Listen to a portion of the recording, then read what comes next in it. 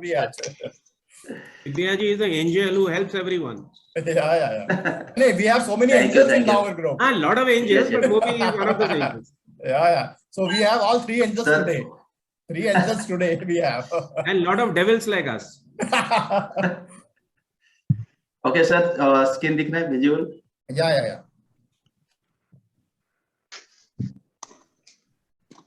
Okay, सो आज का जो डिस्कशन है वो निफ्टी के ऊपर है, तो और कुछ नहीं है, सिर्फ ओनली टेक्निकल। तो उसमें कुछ मैं फंडामेंटल की कुछ बात करूंगा, बट फंडामेंटल मतलब आप ऐसे समझ लीजिए कि ओनली 10 to 5% ही होगा, बट प्योरली टेक्निकल के ऊपर ही होगा। ठीक है, तो यहाँ पे जो मार्केट में एक सेलिंग आया था, तो वहां पे एक क्वेश्चन है कि ये फॉल्स मूव है, मतलब डाउनवर्ड के लिए है या सही में एक करेक्शन चालू हुआ है। तो ये सबसे बड़ा क्वेश्चन है सबके मन में, तो उसको आज मैं समझने के लिए कोशिश किया 2 दिन में। तो जो भी मुझे नॉलेज मिला, मतलब जो मेरे हिसाब से है, जो स्टेप वाइज हुए चलता हूँ, तो उसी के बेसिस पे। ठीक है, तो अगर समय के हिसाब से अगर वो चेंज होता है तो हमें चेंज होना पड़ेगा, ये टेक्निकल का नियम है। आपको ट्रेंड इज योर फ्रेंड। अगर आपकी ट्रेंड, पहला टेक्निकल का नियम ये होता है, रूल्स होता है कि ट्रेंड इज योर फ्रेंड। अगर ट्रेंड चेंज होता है तो आप चेंज हो जाइए, ट्रेंड चेंज नहीं होता है तब तक आप होल्ड करके रखिए, मतलब बियर मत होइए। पोजीशन बनाना नहीं बनाना, कैसे बनाना is a different thing, which is called money management और रिस्क मैनेजमेंट, वो चीज कुछ में आता है पोजीशन बनाना। ठीक है, तो आज हम लोग बात करेंगे। चलो निफ्टी डेली चार्ट के ऊपर हम लोग बात करते हैं। देखिए, ये सबसे बड़ा जो करेक्शन है, इसको इंडिविजुअल किया हूँ, 1 मिनट में देखना था। यहाँ पे एक करेक्शन आया था जो नियर अबाउट 8% का करेक्शन था, राइट। और अभी जो करेक्शन है वो भी सम अराउंड 8% है, ये आप देख सकते हैं, सम अराउंड 8% है। और इसके पीछे भी अगर आप देखेंगे, मतलब जो रैली अभी हुआ है, ये देखिए 8%। तो कहीं ना कहीं 8% का करेक्शन आता है, करेक्शन ये देखिए 11%, सो नियर अबाउट 8 to 10% के करीब आता है। तो जब भी हमें इस टाइप की करेक्शन आता है, तो देखिए 8%, तो हर जगह हम लोग यहाँ पे देखिए इस रैली में कि 8 to 10% का करेक्शन आता है, मैक्सिमम, मिनिमम नहीं है, मैक्सिमम। वहां पे एक सडन रैली मिल जाता है, तो ये बेसिक थिंग है। तो चलिए, तो उस बेसिस पे फिर बात करते हैं, क्योंकि हर चीज को बात करेंगे, उसके बाद हम मिलाने की कोशिश करेंगे कि अभी क्या लग रहा है। ठीक है, अभी ये 8% के हिसाब से क्या लग रहा है कि मार्केट यहाँ से एक पुल बैक दे सकता है। ठीक है, अगर मैं यहाँ पे, जैसे यहाँ पे रेगुलर चार्ट किया हूँ, अगर लॉक चार्ट करूंगा तो मतलब 1 साल का ही पीरियड है, तो इसमें आप रेगुलर चार्ट कीजिए। ठीक है, तो रेगुलर चार्ट में अगर आप इस ट्रेंड लाइन को देखोगे, देखिए यहाँ से मैंने जो जितने भी स्विंग लो हुआ है, तो वहां से मैंने ड्रॉ किया। तो देखिए यहाँ पे जितने भी हम,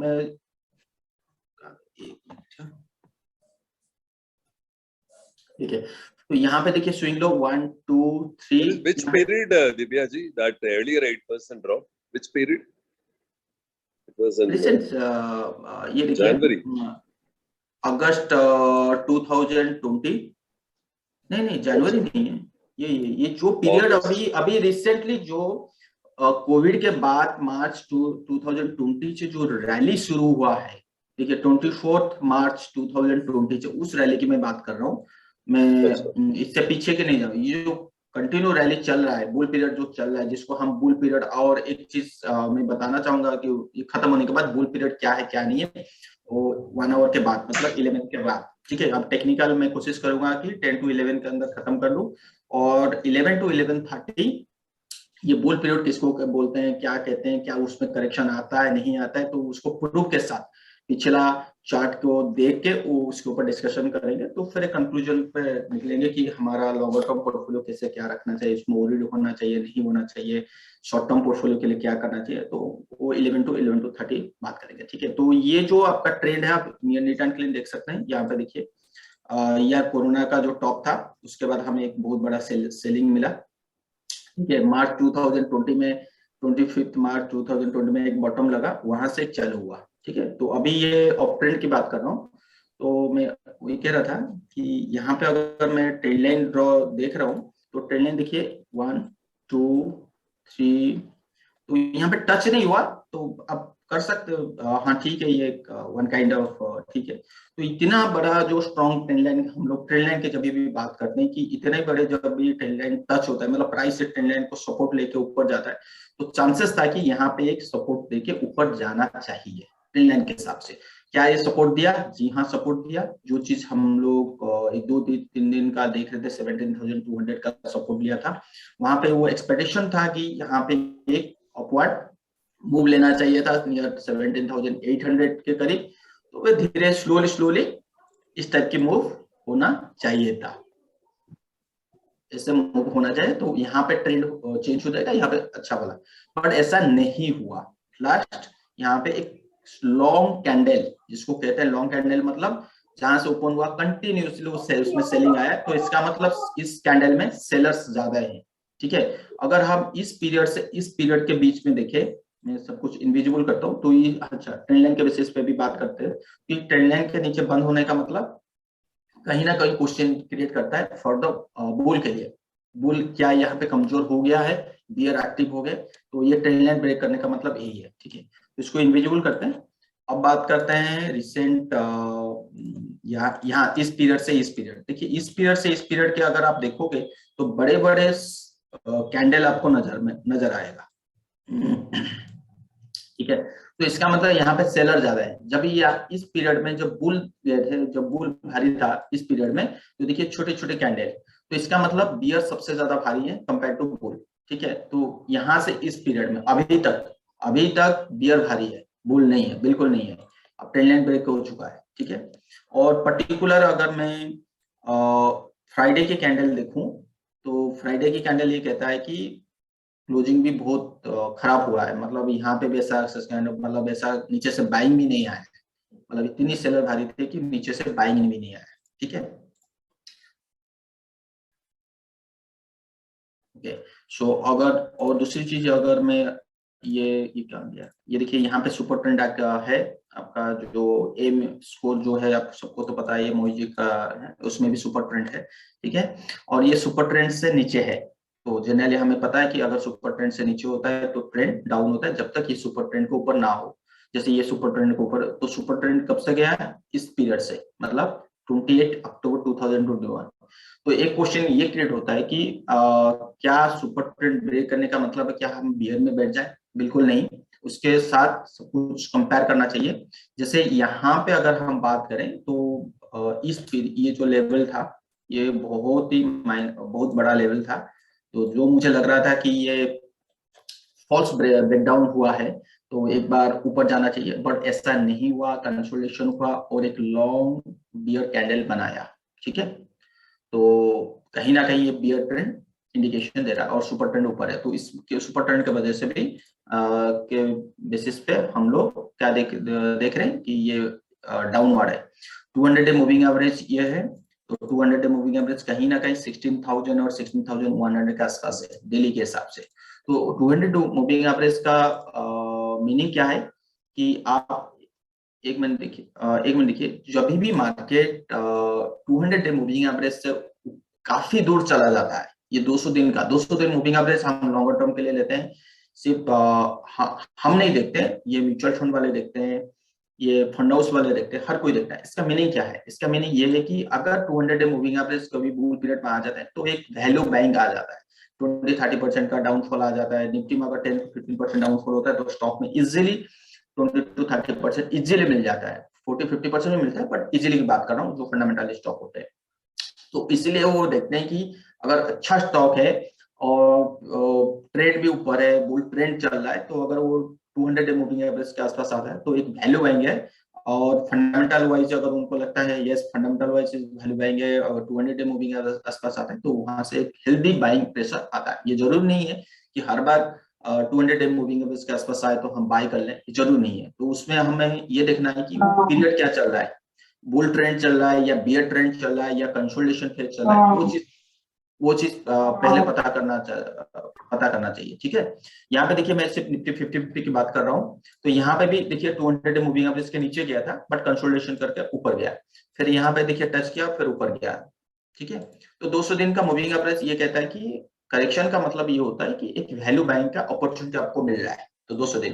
तो ये जब भी ये डिस्टेंस ज्यादा बनता है, सॉरी ये देखिए, जब ये वो प्राइस और ये रहा ना आपका प्राइस और ये मूविंग एवरेज, जब ये इतना डिस्टेंस बनता है तो कहीं ना कहीं आपको अगर वहां पे एक्स जैसे अभी के टाइम पे 18,600 600 के आसपास आपको लग रहा था कि यार बहुत कोई भी स्टॉक देखो तो वो भागी जा रहा था, आपको डर लग रहा था। तो उस टाइप के माहौल जब भी आता है और यहाँ पे जब एक्सपैंड होता है, मतलब ये ज्यादा दूर होता है, तो चांसेस है कि अगर वहां पे जितना जाना चाहिए तो उससे जरूर चला गया है निफ्टी, तो कहीं ना कहीं वो एक बार टच करने के लिए दोबारा आता है। तो ये एक कंसेप्ट है 200 दिन मूविंग एवरेज का, ठीक है। तो उस बेसिस पे अगर उस कंसेप्ट के हिसाब से अगर हम बात करें तो कहीं ना कहीं हमें ये लग रहा है कि यार 16,200 में एक वैल्यू बैंक दिखे मिलेगा, और पहले से ही हमें अच्छा खासा एक सेलिंग हो चुका है, ऑलरेडी स्टॉक में मिल चुका है। फिर भी निफ्टी अगर डाउन चल रहा है तो हर स्टॉक मतलब 80% की अगर मैं बात करूं तो कहीं ना कहीं वो भी डाउन ट्रेंड चलेंगे। तो ठीक है, 200 मूविंग एवरेज के आसपास वो 16,000 का फिगर मिल रहा है, ठीक है। ठीक है, अभी ये 200 मूविंग एवरेज हो गया। और अगर हम ऑप्शन चेन की बात करते हैं,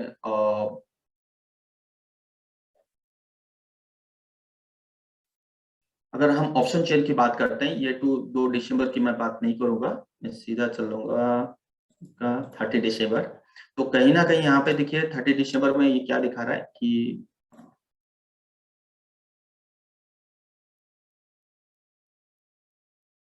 ओके, सो 30 दिसंबर ये क्या, कौन सा वाला पुट राइटर सबसे ज्यादा है, वो 17,000 पुट की स्ट्राइक पे, ठीक है ना। तो वो कह रहे थे भाई इसके नीचे हम जाने नहीं देंगे, ये कह रहे थे। तो जनरली यही होता है, जो पुट राइटर ज्यादा होते हैं वो उनका एक्सपेक्टेशन यही होता है।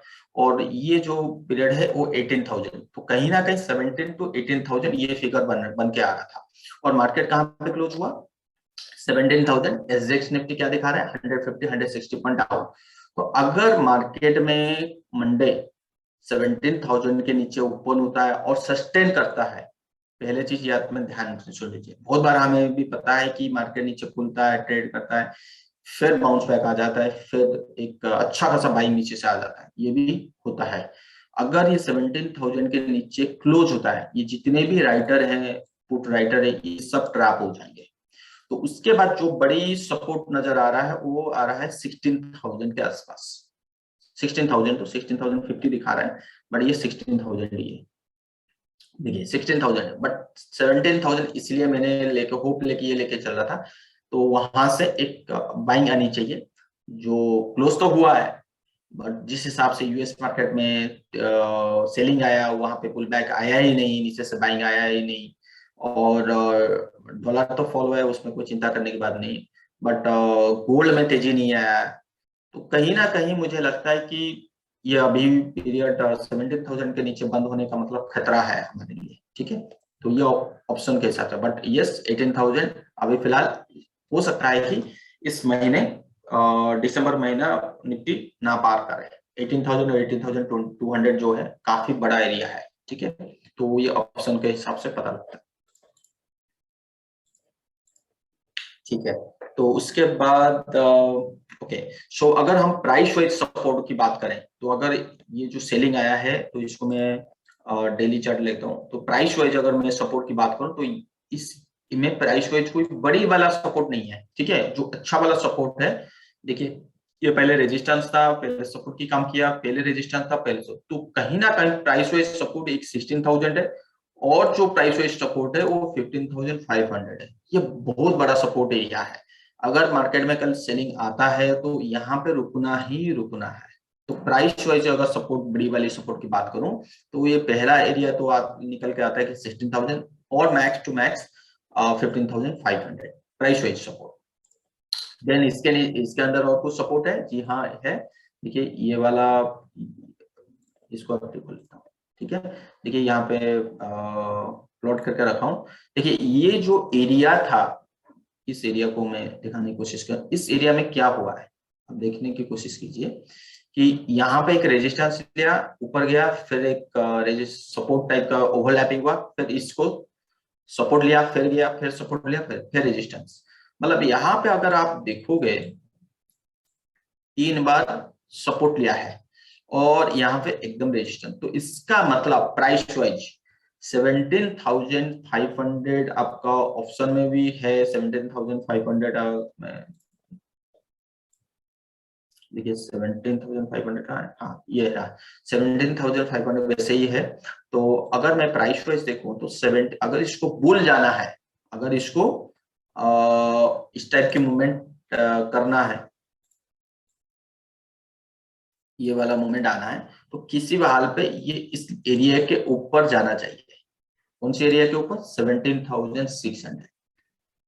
ये पहला रूल है कि अगर इसको ऊपर जाना है तो इसके ऊपर ट्रेड होना चाहिए, चाहे इसके ऊपर हो या ना हो कोई फर्क नहीं पड़ता, एटलीस्ट अभी इसके ऊपर होना चाहिए 17,500 ऑप्शन वाइज और 17,600 प्राइस वाइज। तो 500 to 600 इसके ऊपर क्लोज होना चाहिए। ये नहीं कि इसके आसपास आ गया तो हम बाय कर लें, नहीं, अच्छा खासा क्लोज होना चाहिए। छोटे छोटे कैंडल अगर 500 600 के आसपास छोटे कैंडल डोजी टाइप के ये वाला कैंडल बनाता है तो भी वेट एंड वॉच में रहना चाहिए। ये जैसे सेलिंग आया था ना अभी, इस टाइप के अगर कैंडल बनाता है बहुत बड़ा मूव और ये वाला इस टाइप की कैंडल बनाता है तो फिर तो हम ये समझ ले कि भाई अभी जितने भी बियर है वो ट्रैप होने जा रहे हैं। ठीक है, तो ये एक तो उसी हिसाब से ये अभी प्राइस के हिसाब से 17,500 600 काफी बड़ा रेजिस्टेंस का काम करेगा अभी के लिए। तो अभी के लिए जो माइनर सपोर्ट एरिया है, यहाँ पे देखिए एक गैप अप था और एक माइनर सपोर्ट एरिया जो निकल के आता है वो आता है आपका 16,700 16,600। हो सकता है कि छोटा मोटा ये जैसे जैसे पुल बैक हमें मिला था तो हो सकता है कि यहाँ पे आने के बाद ऐसे पुल बैक मिले। ठीक है, बड़ी वाली जो सपोर्ट है नो डाउट कि 6,000 है ही, ठीक है, यहाँ से ये निकल के आता है।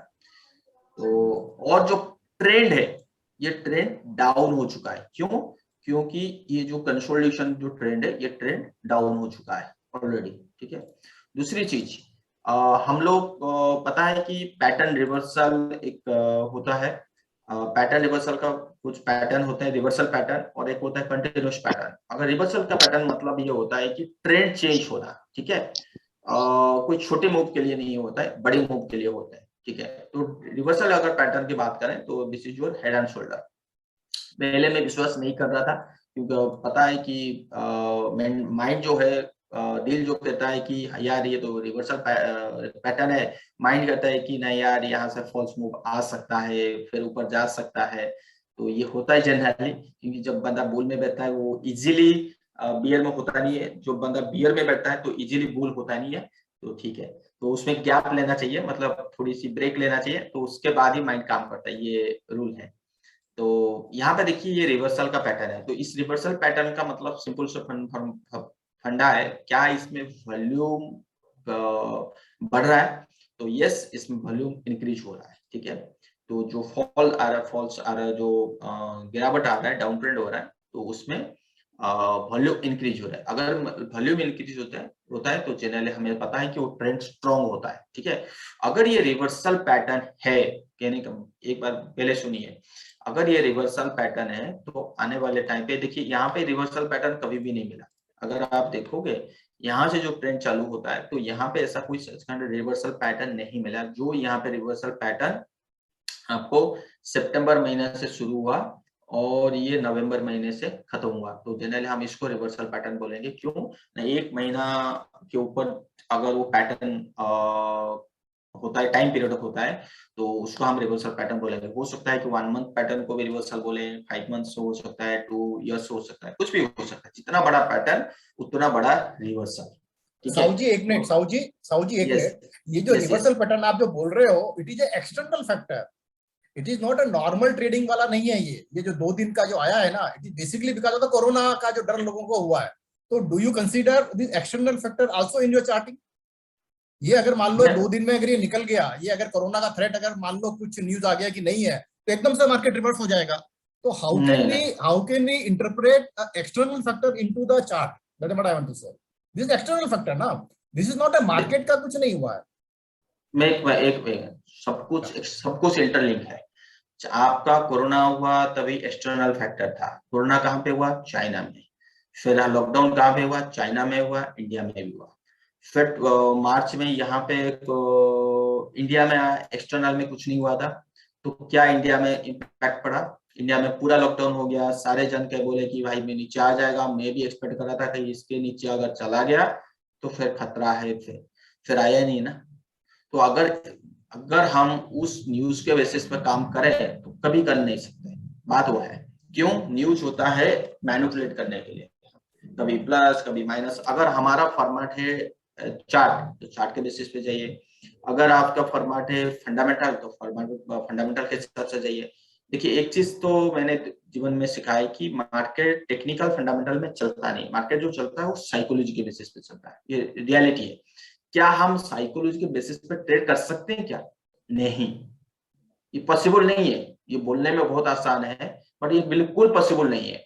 तो इसके बेसिस पे फिर कैसे करें? या आप फंडामेंटल में कर लो। जैसे फंडामेंटल वाले को अगर आप पूछोगे, यार ये तो ओवर वैल्यूड हो गया, बहुत ज्यादा बढ़ गया निफ्टी, बहुत केमिकल अगर आप पूछोगे उनको तो वो बोलेंगे बहुत है, बहुत मतलब स्कोप है, वो बहुत जब ऊपर जा सकता है। बट अगर उनको ये पूछोगे अगर 5 मंथ्स के लिए कौन सा केमिकल लेना है, तो बोलेंगे नहीं यार बहुत ज्यादा बढ़ गया, अभी महंगा हो गया, थोड़ा नीचे आने दो। तो दोनों में अंतर है। अगर आप 5 ईयर टाइम के लिए पूछ रहे हो तो बहुत तेजी है। अगर 5 मंथ्स के लिए पूछ रहे हो, वो कहीं ना कहीं बोले कि यार नीचे आने दो। तो अभी जो नीचे आ रहा है तो फंडामेंटल वाले के लिए अच्छा लग रहा है, बट हो सकता है कि टेक्निकल वाले के लिए ना हो। तो ये डिपेंड करता है। तो आपको जो बैठना है वो किसके ऊपर? न्यूज के बेसिस पे कभी ट्रेड होता ही नहीं है, ये तो पहले समझ लीजिए। न्यूज के बेसिस पे ट्रेड करेंगे कभी आपको प्रॉफिट मिल जाएगा सेकंड प्रॉफिट, बट तीसरे टाइम को प्रॉफिट नहीं मिलेगा। यहाँ पे मैं जो आपको अपने जो क्वेश्चन बताया, इस क्वेश्चन को मैं फिर दोबारा ये करना चाहता हूँ, रिपीट करना चाहता हूँ कि देखिए यहाँ पे हमें कोरोना आया और हर जगह 2020 में जो सिचुएशन नहीं हुआ था वो 2021 उससे काफी बड़ा सीवियर सिचुएशन हो गया था ऑल ओवर इंडिया में। और ऑल ओवर इंडिया का न्यूज हर जगह दिखाई दिया। क्या हम फॉल नहीं हुए? कितना फॉल हुए? ओनली 8%। ये चीज हमें अपने को पूछना चाहिए। अगर इसी चीज को अगर फिर दोबारा बात करें, अच्छा हमारे इंडिया में फिर नहीं हुआ, फिर ये एक्सटर्नल फैक्टर है तो फिर नहीं गिरेंगे। तो इसका मतलब यहाँ पे गिरे नहीं थे, यहाँ पे गिरेंगे, या यहाँ पे गिरेंगे या नहीं गिरेंगे, तो इसका सोल्यूशन नहीं निकाल पाएंगे। तो सिंपल सी कहने का मतलब है, अगर मैं टेक्निकल में बैठा हूं तो टेक्निकल अगर बोल रहा है कि भाई नीचे तो नीचे, उसमें न्यूज इंक्लूड नहीं करना चाहिए। बाद में पता चलेगा कि ये न्यूज डिस्काउंट हो गया, या न्यूज को जैसे कोरोना फॉल आया वहां पे किसी को एक्सपेक्ट नहीं किए थे कि इतने बड़े फॉल एक महीने के अंदर आ जाए, वो तो बाद में पता चला। हर चीज वो बाद में पता चला, ठीक है ना सर जी? तो हम लोग आपका ट्रेंड चेंज होता है जब भी आपका चार्ट चेंज होता है। अगर मैं टेक्निकल दिखा रहा हूँ तभी मेरा चार्ट चेंज होगा, तो आप चेंज हो जाइए। ये इजीली नहीं है कि चार्ट आज प्लस के बोल रहा है कल माइनस बोलेगा, ये बिल्कुल नहीं है। यहाँ पे अगर जितने भी टेक्निकल फॉलो करते हैं, यहाँ पे देखिए ये हायर हाई चल रहा है। कभी भी चार्ट बोला ही नहीं है कि मैं चेंज हो गया हूँ। यहाँ पे बोल रहा था कि मैं डाउन ट्रेंड हूँ, तो यहाँ पे प्लस हुआ। यहाँ पे देखिए कभी भी नहीं बोला, बट यहाँ पे बोल रहा है कि मैं चेंज हूँ। बट यस, यहाँ पे जो बड़ी वाली लॉन्गर टर्म ट्रेंड है वो अभी तक चेंज नहीं हुआ है, बट 5 मंथ 6 मंथ के लिए अभी चेंज हो चुका है। तो अगर ये चेंज हुआ है तो हमें चेंज होना पड़ेगा।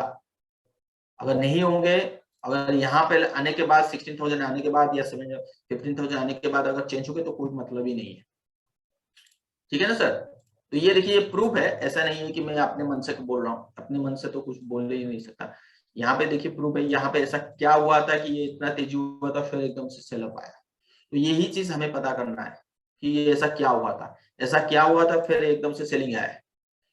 टॉप और बॉटम किसी को नहीं पता। अगर आपका ट्रेंड लाइन चेंज हो रहा है, आपका ट्रेंड चेंज हो रहा है, अगर चार्ट पैटर्न चेंज हो रहा है, आप चेंज हो जाइए। ये जरूरी नहीं है कि मुझे टॉप पता होकर करना ही चाहिए था। यहाँ पे मुझे डर लग रहा था, इस बात नहीं है। यहाँ पे मुझे डर लग रहा था जो यहाँ पे मैंने आपको बोला था, बट मुझे एक्सपेक्ट बिल्कुल नहीं था कि ये इतनी जल्दी चेंज हो जाएगा। मुझे लग रहा था कि ये आएगा, नीचे आएगा, फिर कंसोलिडेट करके फिर 19-20,000 आएगा, तो वहीं पे चेंज होना चाहिए था। तो मार्केट हमेशा एक स्टेप आगे चलता है। तो अगर मेरे बेसिस पे नहीं गया तो क्या मुझे बुल में बैठना चाहिए? अभी तक तो मैं नेगेटिव बात किया हूँ, एक बुल की बात किया हूँ जो 8% की बात, 8% के बाद ही तेजी होता है। बट जितना मैंने अभी दिखाया है, अभी बियर की बात किया हूँ, बुल की बात किया ही नहीं। तो क्या मुझे बुल में बैठना चाहिए? बिल्कुल नहीं अभी के लिए, ठीक है ना सर? तो मैं वो फैक्टर को इंक्लूड नहीं कर रहा हूँ। अगर मेरा चेंज हो रहा है तो मैं तो हमेशा मार्केट अगर जो इसको कहते हैं ना स्ट्रेचिंग, अगर ज्यादा हो जाता है तो वो हमेशा ये देखता है कि कहीं ना कहीं एक नेगेटिव न्यूज आ जाए तो उसमें मैं डिस्काउंट करना, उसमें मैं रिएक्ट करना शुरू कर दूं। ठीक है, तो अगर मार्केट को गिरना नहीं होता तो कितना भी नेगेटिव न्यूज आ जाए, जैसे हम लोग देखे अभी मार्च 2021 में बहुत बड़ा नेगेटिव न्यूज आया था, हर जगह तबाही, हर जगह लॉकडाउन, फिर भी मार्केट गिरा ही नहीं। तो ये हमें सीख है कि मार्केट के साथ बैठना ही सबसे अच्छा है। मार्केट अगर चेंज होता है तो आप चेंज हो जाइए, मार्केट चेंज नहीं होता तो चेंज है। तो उसमें फिर बात करेंगे 11 to 11:30, तो उसमें फिर लॉन्गर टर्म के लिए क्या करें, यहाँ पे क्या पोर्टफोलियो बेच के नहीं चले जाए, क्या पोर्टफोलियो को होल्ड करके रखें, तो उसमें फिर बात करेंगे। ठीक है, तो ठीक है, अभी तक तो ये सीन है। अगर दोबारा अगर मैं वॉल्यूम प्रोफाइल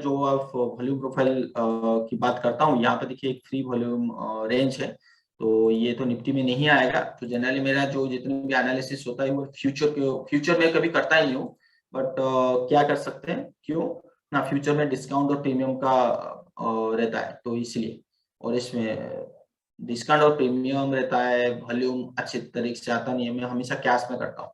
बट क्या करें, निफ्टी का तो कैश में तो है ही नहीं, ये जो है निफ्टी स्पॉट है उसके ऊपर तो आप ट्रेड नहीं कर सकते। ठीक है, हम कोशिश करेंगे कि फ्यूचर में एक बार वॉल्यूम प्रोफाइल लगा के देखें क्या दिख रहा है फिक्स्ड रेंज। तो यहाँ से अगर मैं प्लॉट करने की कोशिश करूँ यहाँ तक, तो मुझे जो पीओसी पावर ऑफ कंट्रोल जो जिसको आप कहते हैं, तो वो कहाँ पे निकल के आता है, ये देखिए 14,600, मतलब यहीं पे अच्छा खासा बाइंग हुआ है, जो सबसे ज्यादा बाइंग हुआ है इस पीरियड में, बाइंग सेलिंग जो भी आप बोल सकते हैं।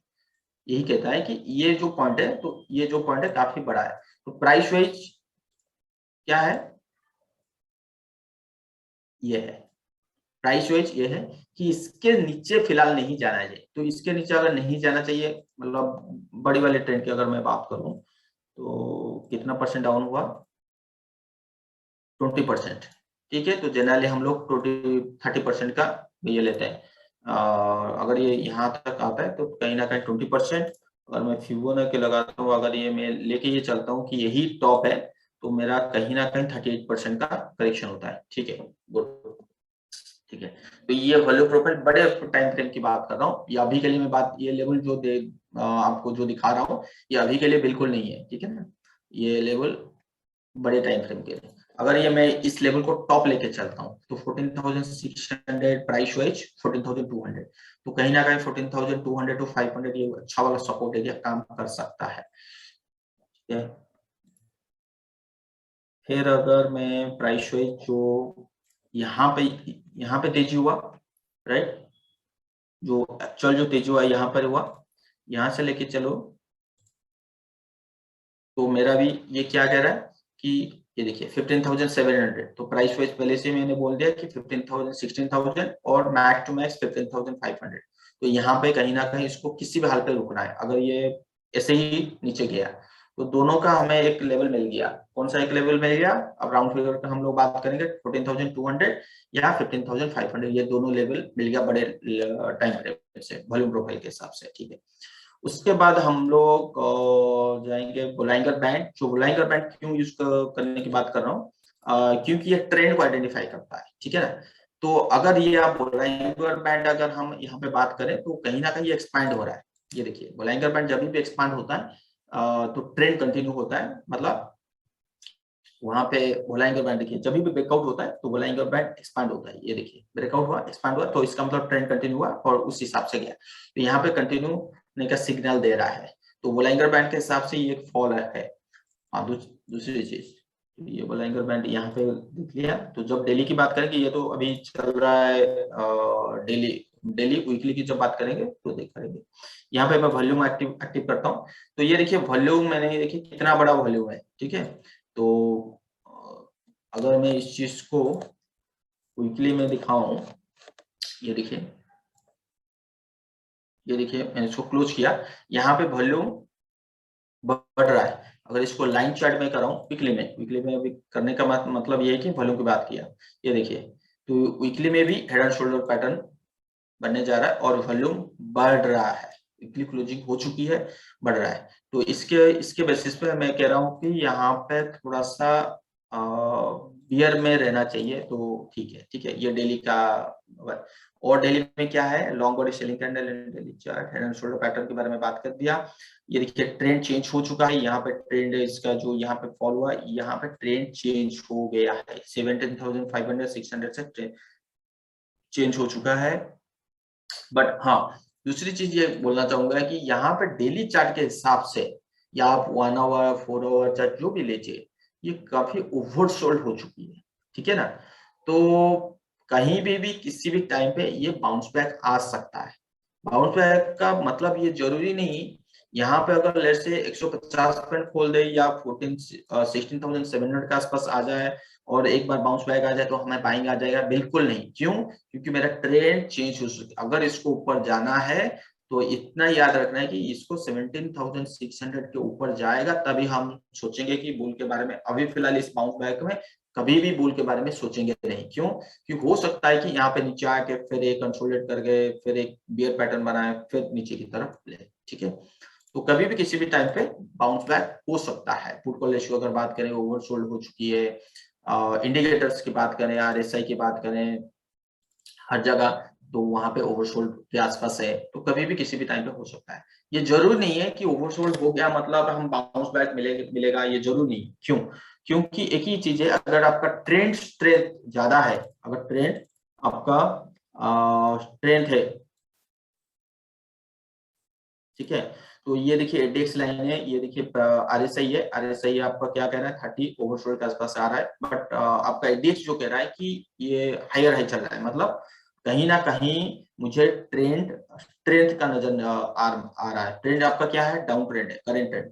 तो करेंट ट्रेंड में अगर एडीएक्स राइज हो रहा है तो इसका मतलब यहाँ पे ओवरसोल्ड के बारे में सोचना थोड़ा सा खराब है।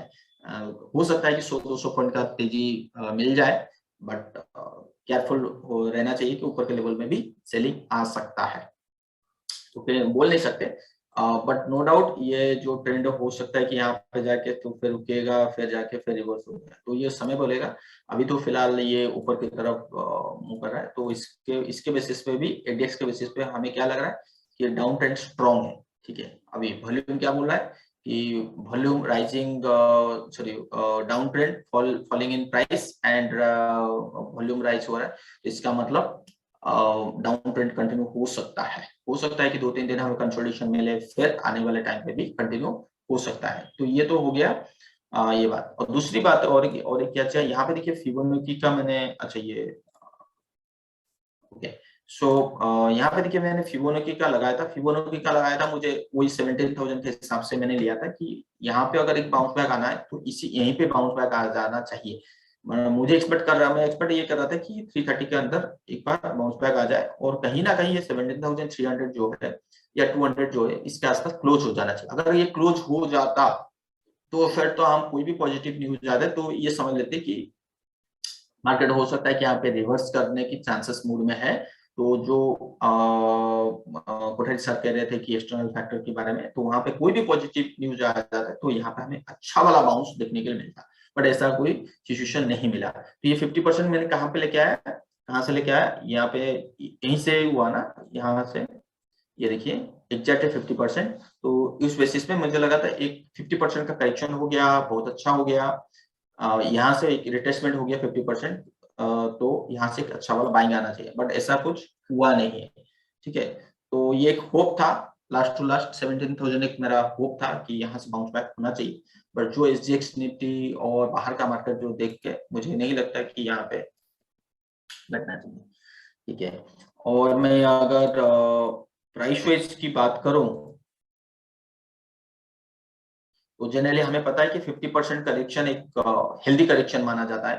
तो 50% जो रिट्रेसमेंट होता है, तो 50% रिट्रेसमेंट 13,000 ये आ रहा है। तो क्या 50% होना चाहिए जरूरी है? ये बिल्कुल गलत है। ऐसी बात नहीं है कि हमेशा 50% हो, कभी भी 20% 30% करेंगे। तो मार्केट में दो चीज करेक्शन होता है, एक होता है टाइम वाइज करेक्शन, एक होता है price wise correction. Time wise correction का मतलब होता है, ये देखिए ये प्राइस वाइज हुआ, ठीक है ना। टाइम वाइज क्या होता है कि अगर मार्केट को गिरना नहीं है, वो करेक्शन ना दे, यहाँ पे देखिए, ये देखिए ये प्राइस वाइज करेक्शन नहीं हुआ, ये 8% का फॉल हुआ, ठीक है, यहाँ से 8% का फॉल हुआ, बट ये टाइम वाइज करेक्शन चला गया, ज्यादा टाइम लिया, गिरा नहीं है। तो एक होता है टाइम वाइज करेक्शन, एक होता है प्राइस वाइज करेक्शन। अगर ये प्राइस वाइज करेक्शन हो जाएगा तो फिर तो ठीक है, आप मार्केट में अच्छा हेल्दी करेक्शन दे दिया।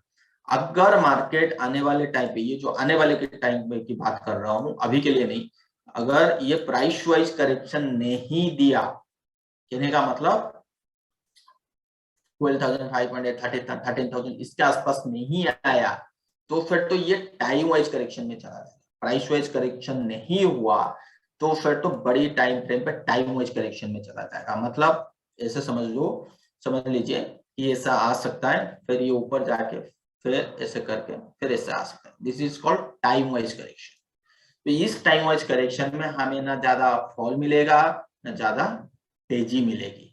तो इस सिनेरियो अलग होता है। क्यों ऐसा होता है? इसलिए ऐसा होता है क्योंकि यहाँ पे फिर वैल्यूएशन कंफर्ट लगेंगे, फिर यहाँ से एक बड़ी वाली तेजी, फिर एक नया ट्रेंड शुरू होगा। मतलब आप समझ लीजिए कि ये जो ट्रेंड था, ये ट्रेंड का उसने रिट्रेसमेंट कर लिया और यहाँ पे स्लोली फिर एक नया ट्रेंड शुरू होगा। और वो ट्रेंड हो सकता है कि निफ्टी 30,000 35,000 के आसपास जाके कंप्लीट हो, ये हो सकता है। ठीक है, पहले तो यहाँ होने दीजिए टाइम वाइज करेक्शन। क्यों टाइम वाइज की करेक्शन की बात कर रहा हूँ?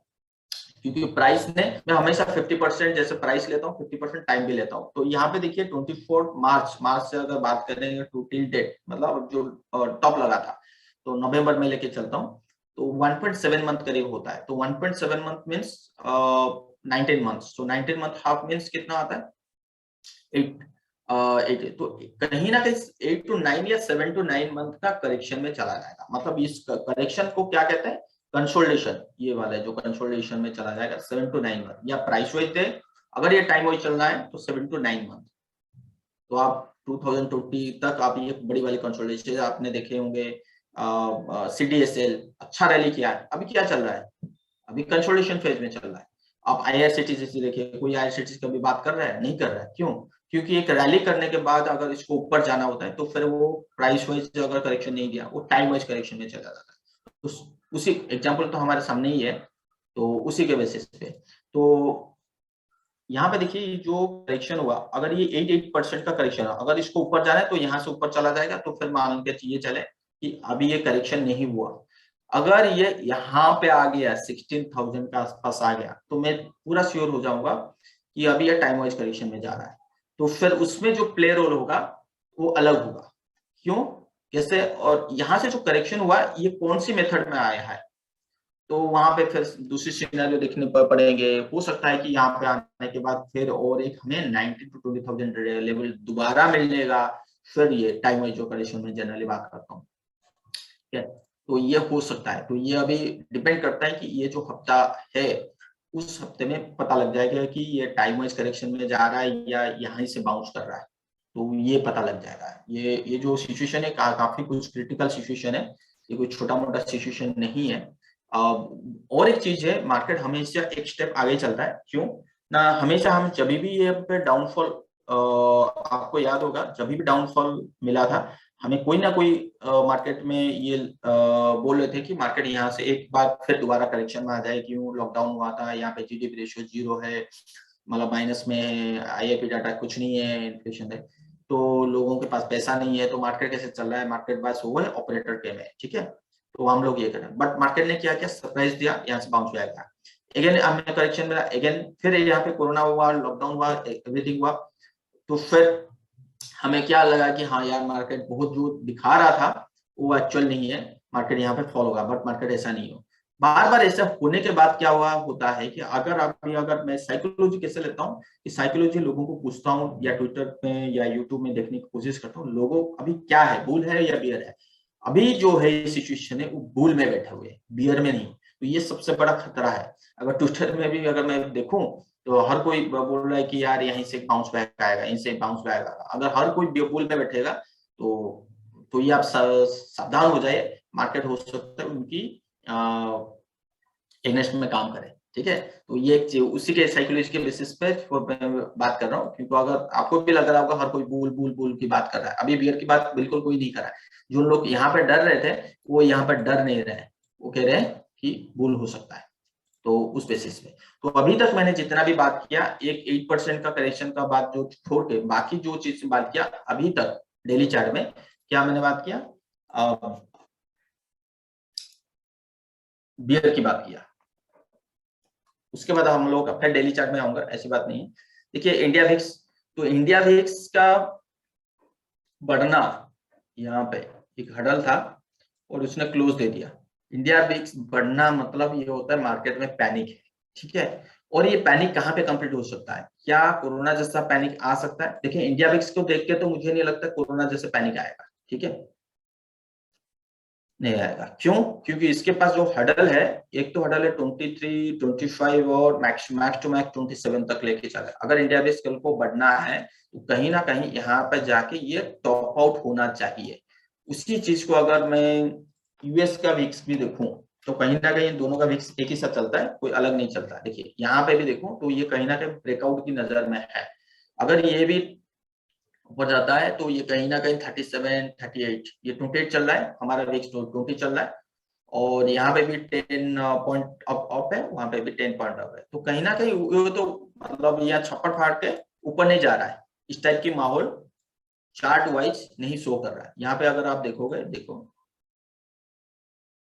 यहाँ पे क्या मतलब ये ब्रेकआउट दिया तो बहुत जबरदस्त पैनिक आना है, ठीक है। तो कभी भी हमेशा विक्स में भी चार्टिंग यूज होता है। और यहाँ पे देखिए तो जो मल्टीपल रेजिस्टेंस था विक्स में, यूएस की बात करो, यूएस विक्स हमारा देखिए मल्टीपल रेजिस्टेंस था, तो यहाँ पे ब्रेकआउट दिया तो लगा था कि यहाँ पे भी एक रेजिस्टेंस बनाएगा, बट यहाँ पे नहीं बना, वो कहीं ना कहीं 85 तक चला गया। ये घर है विक्स का, घर जो है, घर है, रूम है, वो घूम फिर के यहीं आना है इसको, ठीक है। तो ये देखना बहुत जरूरी है कि यहाँ से नीचे आ रहा है या ऊपर जा रहा है। तो विक्स कहीं ना कहीं तेजी के मूड में है, ठीक है, कहीं ना कहीं ये तेजी के मूड में है, डरा रहा है। तो फिर दोबारा विक्स के हिसाब से अगर हम इंडिया विक्स के हिसाब से देखें तो कहीं ना कहीं हमें एक मिनट बियर में रहना चाहिए।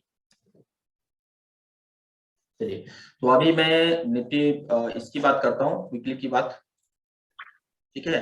तो अगर देखिए वीकली की अगर हम बात करें तो मैंने आपको दिखाया था लाइन चार्ट में, क्या दिखाया था, हेड एंड शोल्डर पैटर्न भी दिखाया था, वीकली में भी head and shoulder pattern. But एक चीज देखिए वीकली में भी, एक तो डेली में हमें फ्राइडे का जो क्लोजिंग हुआ था एक बड़ा वाला बेयर कैंडल वेल का, अगेन हमें और ओके अगेन हम एक बड़ा रेड कैंडल मिला है, ठीक है।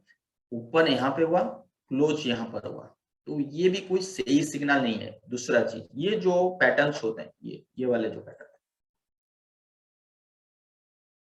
ये लग रहा था कि इसके नीचे क्लोज हुआ है, ये एक स्ट्रॉन्ग कैंडल, अगर ये 1 2 3 4 कैंडल को मिला के एक कैंडल मिला कर दिया जाए तो एक कैंडल क्या होता है, एक कैंडल ऐसे ही होता है, ये बियर कैंडल है, मतलब ओपन यहाँ पे हुआ, ओपन यहाँ पर हुआ, क्लोज यहाँ पे, एक ही कैंडल कर दिया जाए तो एक ही कैंडल, तो कहीं ना कहीं हमें एक सेल का सिग्नल, तो वीकली में यहाँ पे भी रिवर्सल तो बिल्कुल चांस ही नहीं लग रहा है कि रिवर्सल मिल जाएगा। हमें एक होप है, बहुत बार देखे हैं कि रिवर्सल मिल जाएगा। यहाँ पे देखिए इतनी बड़ी बड़ी कैंडल के बाद ही रिवर्सल मिला, ठीक है। बट यहाँ पे क्या क्यों मिला कि यहाँ पर अगर हम ट्रेंड लाइन देखे, ट्रेंड लाइन के नीचे नहीं, बट यहाँ पे देखिए ट्रेंड लाइन के नीचे है, यहाँ पे ट्रेंड लाइन के नीचे नहीं था, एक होप था कि यहाँ पे। दूसरी चीज, ये तो वीकली की बात हो गई, weekly candle negative strong selling,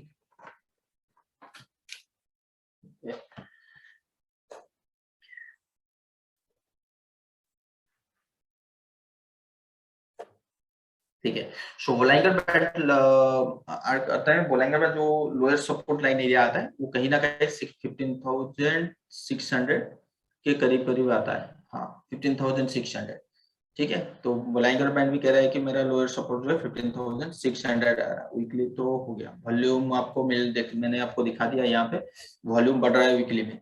और एक चीज है यहाँ पर,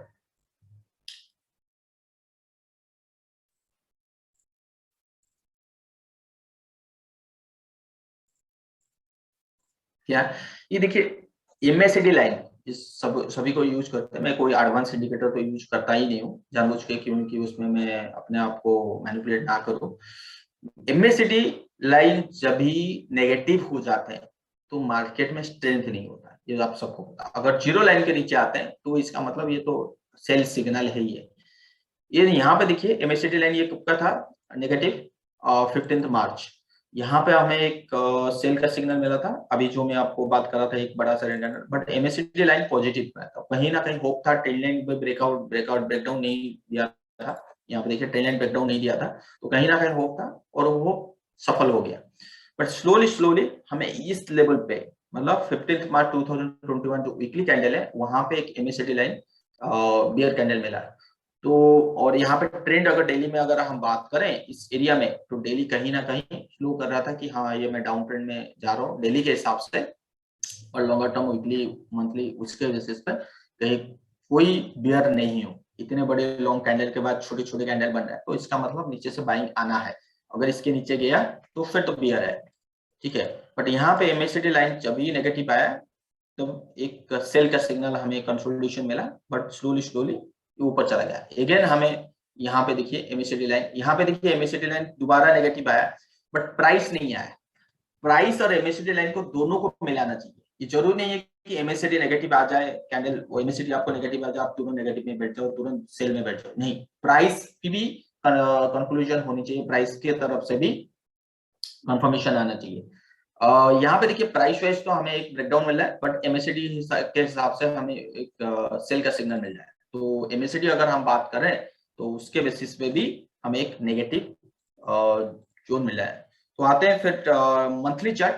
तो मंथली चार्ट अगर आप गौर से देखोगे, ठीक है, कैंडल देखिए, ये कैंडल सेकंड कभी भी इसके लो के नीचे क्लोज नहीं हुआ।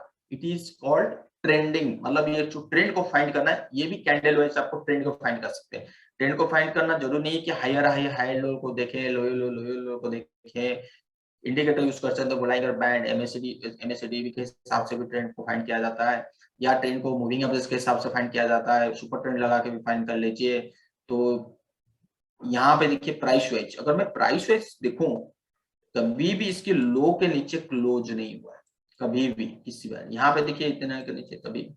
तो ये बड़ा क्वेश्चन है, ये जो 2 डेज बचा है मंथली क्लोजिंग का, और यहाँ पे देखिए ये क्या है, candle shooting star. Shooting star का क्या मतलब होता है, टॉप में अगर बनता है तो कहीं ना कहीं ये बियर है, बुल नहीं है, ठीक है। मंथली के हिसाब से एक होप था जो मेरे भी अपने जो टीम है जो जिन लोग मैं पढ़ाता हूँ, तो ये होप था कि 17,450 के आसपास अगर इसको ब्रेक किया तो एक बियर हो सकता है, बट ऑप्शन वाइज डेली के हिसाब से 70 तक, तो कहीं ना कहीं 17,450 एक क्रुशियल एरिया है, वहां पे इसको बाउंस बैक करना चाहिए निफ्टी को। तो फिर नहीं तो अगर इसके नीचे चला गया तो फिर तो कुछ अलग फिर एनालिसिस होगा। बट अभी तक हमें क्या दिखाई दिया कि 17,450 के नीचे क्लोज होने जा रहा है। अगर निफ्टी को ऊपर क्लोज जाना है तो किसी भी हाल पे 17,500 के आसपास एटलीस्ट को क्लोज होना जाना चाहिए। क्यों? क्योंकि इसके पास ओनली 2 डेज है, 29 और 30, मंडे और ट्यूसडे। अगर ये ट्यूसडे को नहीं आया तो इसमें हमें क्या मिला, एक मतलब जो ट्रेंड लोअर लो बनाया नहीं था, जो लो के नीचे क्लोज नहीं हुआ था, काफी बार आया फिर ऊपर क्लोज कर दिया, देखिए आया क्लोज कर दिया ऊपर, तो अभी के लिए वो चांस है इसके लिए ओनली 2 डेज कैंडल के हिसाब से। अगर ये कैंडल ऐसे ही क्लोज हुआ जैसे मैं दिखा रहा हूँ, या इसके नीचे और थोड़ा सा 17,000 क्लोज होगा, या 16,900 800 कुछ भी हो, मुझे पता नहीं है, अगर ऐसा क्लोज हुआ तो फिर तो हमें एक सावधान हो जाना चाहिए। कैसे ना, मंथली के हिसाब से भी ये दिख रहा है, वीकली का तो मैं बता दिया, डेली के हिसाब से, इसके बेसिस पे सावधान हो जाना चाहिए कि यहां से जो ट्रेंड चालू हुआ है इस ट्रेंड में क्वेश्चन मार्क आ चुका है। अब जो एनालिसिस करना है, जो कि मैंने बाय कर लिया था 50% 100% काइंड ऑफ रिटर्न के बारे में सोच रहा था, वो चीज उसके बारे में अभी फिलहाल नहीं सोचना है फॉर द 5 to 6 मंथ के लिए। अभी हमें क्या सोचना है कि अगर मेरा पोर्टफोलियो 15 to 20% कोई भी स्टॉक में कैश में बाय करता हूँ, 15 to 20% मुझे तेज रिटर्न दे देता है, तो मैं उसको प्रॉफिट बुक करके निकल जाऊंगा, सिंपल। और जो क्वेश्चन है उसके बारे में बात करेंगे अभी 10 मिनट है अभी।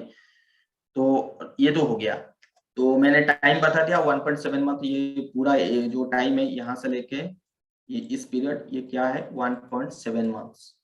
तो मुझे अगर ये आने वाले टाइम पे करेक्शन चालू होगा या टाइम वाइज करेक्शन होगा, तो टाइम वाइज करेक्शन के बेसिस पे मुझे 7 to 9 months minimum consolidation phase में चलना चाहिए। ओके, एक इंटरेस्टिंग फैक्ट मैं आपको दिखाता हूँ सेंसेक्स के चार्ट।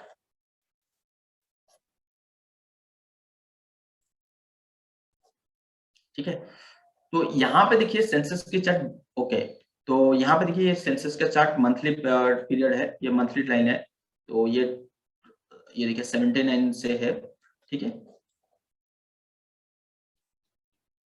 ठीक है, ये देखिए 2003 से एक्चुअल जो जिन लोग हम ट्विटर से बात करें या यूट्यूब से बात कर रहे हैं, तो यूट्यूब के थ्रू से सुन रहे हैं या ट्विटर के थ्रू से किससे सुन रहे हैं कि एक बुल फेस था, जो सबसे बड़ा अच्छा बुल फेस था। यहाँ पे म्यूचुअल फंड वाले आए, इंश्योरेंस पॉलिसी सबसे ज्यादा बिका। कौन सी पीरियड में?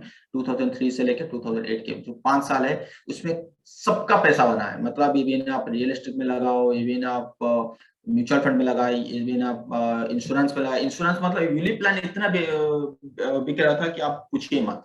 ठीक है, 2008 के बाद जो क्रैश हुआ, तो फिर यूलिप प्लान के ऊपर, तो वहां पे जो इंश्योरेंस, मुझे याद है कि इंश्योरेंस पॉलिसी जो लोग बेचने के लिए आ रहे थे, तो वो यूलिप प्लान के बारे में बात कर रहे थे सबसे ज्यादा। क्यों? ना रिटर्न, सर जी आपको इतना रिटर्न मिलेगा, इतना रिटर्न। वो भी मिल रहा था, ऐसा बात नहीं कि मिल नहीं रहा था, मिल भी रहा था। बट जब समय चेंज होता तो फिर, क्योंकि वो मार्केट के ऊपर डिपेंड होता है यूलिप प्लान जितने भी। ठीक है, तो ये गोल्डन पीरियड था। क्या ये गोल्डन पीरियड में हमें करेक्शन नहीं मिला था? जी हाँ, मिला था। यहाँ पे देखिए, मैंने हाईलाइट किया, यहाँ पे देखिए 30% का करेक्शन आया था। ऐसी बात नहीं कि करेक्शन नहीं आएगा। बुल पीरियड किसको कहते हैं? इसको बुल पीरियड बोलेंगे तो आप बोलोगे यार ये तो भी तेजी हुआ था और ये भी तेजी हुआ था, तो फिर दोनों बुल पीरियड है? नहीं, बुल पीरियड का मतलब होता है हर स्टॉक, हर मार्केट परफॉर्म करना चाहिए। मतलब हर स्टॉक, चाहे mid cap, small cap, large cap, ये भी परफॉर्म करना चाहिए। चाहे सेक्टर वाइज परफॉर्म करना चाहिए, हर सेक्टर में बाइंग आनी चाहिए। प्राइस वाइज नहीं, मतलब शेयर मार्केट की बात नहीं कर रहा हूँ, दूसरी चीज की बात कर रहा हूँ। चाहे आप रियल एस्टेट में भी खरीदारियां होनी चाहिए, या आप जॉब्स की अगर बात करें, जॉब, तो वहां पे भी बढ़ना चाहिए जॉब। अनएम्प्लॉयमेंट कम नहीं होना चाहिए, जीडीपी बढ़ना चाहिए, और आईआईपी डाटा बढ़ना चाहिए, हर चीज बढ़ना चाहिए। तो उसको हम कहेंगे बुल पीरियड। ठीक है, और हर, मतलब ये जरूरी नहीं कि हमारी मार्केट में हो सब कुछ और दूसरे मार्केट में ना हो, नहीं, ऑल टोटल की बात कर रहा हूँ। तो उसको, क्योंकि इसको शेयर मार्केट पहले से पता कर लेता है। तो इस पीरियड्स में 2003 से लेके 2008 के पीरियड में उठा के देखिए, हर सेक्टर, हर जीडीपी डाटा, आईआईपी डाटा, हर चीज बढ़िया होगा, हर चीज। और इस पीरियड में अगर आप देखोगे, इस पीरियड में या इस पीरियड में खराब होगा पक्का। सिर्फ ओनली ये वाला की बात नहीं कर रहा हूँ, 2000 की बात नहीं कर रहा हूँ, या 2000 पहले की बात कर रहा हूँ, तभी भी 2008 के बाद जब बुल पीरियड चालू नहीं होता तभी भी। तो इस बुल पीरियड में तो हमें क्या, कितने परसेंट की करेक्शन मिला? 30% का करेक्शन मिला। अगर मैं फिबोनाची रिट्रेसमेंट भी लगाता हूँ, तो मुझे कहीं ना कहीं 61% का करेक्शन आ रहा है। ठीक है, तो ये कहीं ना कहीं प्राइस वाइज करेक्शन होगा। यहाँ पे अगर आप देखोगे, मैं 2003 से लेके ये पीरियड कब था? जनवरी 2004। उसके बाद देखिए कितने महीने का करेक्शन हुआ, 1 2 3 4 5 इंच, 50% टाइम वाइज। ठीक है, उसके बाद फिर चलते हैं, यहाँ पे करेक्शन मिला, ये देखिए 30% का करेक्शन मिला, यहाँ से भी 30%। ये बीच में होता रहता है, ये जरूरी नहीं है कि बुल पीरियड में 30% का करेक्शन बिल्कुल मिलेगा, नहीं, ये बेवकूफी है। बुल पीरियड मतलब 30% करेक्शन आएगा, फिर वैल्यूएशन फिर बढ़ जाएगी। ठीक है, ये है। यहाँ पे भी अगर हम प्लॉट करें, तो भी ये कहीं ना कहीं बिलो 38% का उसके बाद फिर देखिए बाइंग आया। ठीक है, और ये 2008 का टॉप है। और इस टॉप में आप फंडामेंटल उठा के देखिए, फंडामेंटल खराब नहीं बोलेगा। ये 2008 का टॉप है। जीडीपी डाटा देखेंगे, आप उठा के देखिए, हिस्ट्री गूगल करेंगे तो आपको सब कुछ मिल जाएगा। जीडीपी डाटा बहुत अच्छा होगा, आईआईपी डाटा बहुत अच्छा होगा, सब कुछ अच्छा होगा। बट प्राइस पहले से टॉप किया है, और उसके बाद प्राइस जैसे गिरा, आपका जीडीपी डाटा, सब आईआईपी डाटा सब खराब। तो फिर क्वेश्चन ये उठता है, तो फिर क्या शेयर मार्केट सारी दुनिया को चलाता है? नहीं, शेयर मार्केट, इसको पता करने का एक ही तरीका है, अर्निंग रिपोर्ट, जो रिजल्ट वगैरह आता है। जब भी मार्केट कोई भी चीज अच्छा कर रहा हो, तो यहाँ पे जो आपने कंपनी प्रॉफिट कर रहे थे, जैसे जैसे ऊपर जाएंगे वो उस हिसाब से, उस कंपेयर के हिसाब से प्रॉफिट नहीं करेंगे, ठीक है ना। जैसे लॉकडाउन हुआ था एकदम से, तो प्रॉफिट पूरा जीरो हो गया था, मतलब सेल्स ही नहीं हुआ तो प्रॉफिट कहां से आएगी। तो जैसे लॉकडाउन खुला, मतलब ह्यूज सेलिंग हुआ, तो आपको क्या लगा, यार बढ़िया वाला प्रॉफिट है, ठीक है। फिर धीरे धीरे धीरे धीरे क्या होगा, सेल्स कम होगा ना, प्रॉफिट थोड़ी सी कम होगी, तो उस हिसाब से मार्केट बढ़ रहा है। इस मार्केट के साथ आपको क्या देखना चाहिए, जो अर्निंग रिपोर्ट है 50 कंपनी या मिड कैप स्मॉल कैप, ये सबको देखेंगे कि प्राइस ये होप पे चला है कि और प्रॉफिट आएगा और प्रॉफिट आएगा और प्रॉफिट आएगा, बट एक्चुअल जो प्रॉफिट आ रहा है वो प्रॉफिट नहीं हो रहा है। वो 30% प्रॉफिट पहले पहले लेट से 10% प्रॉफिट किया था, जो परसेंटेज था 10 to 15% जंप किया, 15-20% जंप किया, पर स्लोली स्लोली जो बीच में 5% का जो गैप होता है ना, वो स्लोली स्लोली क्या होता है ना, कम हो जाता है। 2% प्रॉफिट करता है बंदा, प्रॉफिट करता है, ऐसा नहीं है कि कंपनी प्रॉफिट करता है, बट ग्रोथ, ये जो लाइन चलता है ना इस एंडिंग रिपोर्ट, इस टाइप की ग्रोथ आ जाता है स्लोली स्लोली। तो इसका मतलब कहीं ना कहीं क्वेश्चन मार्क इसमें, इस प्रॉफिट में जीडीपी अच्छा होगा, एपी डाटा अच्छा होगा, उस डाटा की अगर हम बात करें तो हर चीज होगा। और इस डाटा, इस पीरियड में भी हमारा जो इंटरेस्ट रेट होगा वो कम होगा, सॉरी हाँ कम, कहीं ना हाँ कम होगा, ओके। वो स्लोली स्लोली बढ़ाएंगे, क्यों ना, मार्केट अच्छा है, मार्केट में सबसे ज्यादा पैसा है, वो पैसे को मार्केट से लेने के लिए वो क्या करेंगे, इंटरेस्ट रेट बढ़ाएंगे, सो दैट इसमें सेलिंग भी आएगा और कहीं ना कहीं एक डाउनफॉल नजर आएगा। तो अगर यहाँ पे देखिए मंथली चार्ट, तो एक डाउनफॉल आया, तो इस पीरियड में यहां से लेके क्या हमारा शेयर मार्केट बढ़ा नहीं, जी हाँ बढ़ा है, मार्केट बढ़ा। क्या इस पीरियड को फिर बुल फेस बोलेंगे, जी नहीं।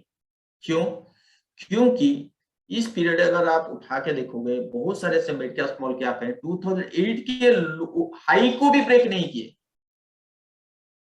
आप ये 2008 का हाई को ब्रेक कर अभी 2021 में, अब जो 2008 को हाई ये चल रहा है, निफ्टी कैसे चल रहा है, सेंसेक्स कैसे चल रहा है, डिपेंड्स अपॉन 30 स्टॉक, निफ्टी वो 50 स्टॉक के ऊपर चल रहा है, 50 चल रहा है बट सारे स्टॉक नहीं चल रहे हैं। ये चीज आप पता करना चाहिए। आप जाइए वेल जाइए, अभी 2008 के ऊपर ही नहीं गया, कोल इंडिया जाइए, अच्छी कंपनी है, 2008 के ऊपर नहीं गया। आप बीपीसीएल लगाइए, बीपीसीएल का हाई क्या है, अभी बीपीसीएल के बारे में अभी बात कर रहे थे तभी मैंने ज्वाइन किया। ये देखिए, ये हाई कब का था, 2017 का, हाँ ये गया है। बहुत सारे से मिड कैप स्मॉल कैप की अगर बात करूं तो वो अभी भी 2008 के हाई के आसपास ट्रेड कर रहे हैं। तो कहने का मतलब ये है कि ये जरूरी नहीं है कि उसको हम बुल फेस बोले। मार्केट चल रहा है ऊपर, बुल फेस का मतलब हर जगह पार्टिसिपेट होनी चाहिए। हमें सिर्फ निफ्टी निफ्टी को देख के कि बुल फेस बोलेंगे, ये नहीं है। बुल फेस जब भी चालू होता है वो 1 साल 2 साल के लिए चालू नहीं होता है, जो मेरे पास रिपोर्ट है। आप चाहे यूएस मार्केट की भी बुल फेस देखिए या इंडियन मार्केट की बुल फेस देखिए, तो कभी भी बुल फेस, बुल मार्केट बीच में करेक्शन आता है 30 to 40%, जो मैंने आपको दिखाया, उस करेक्शन का अपॉर्चुनिटी का फायदा उठाने की कोशिश कीजिए। इन्वेस्टर के लोगों की बात जो कर रहा हूँ, ठीक है।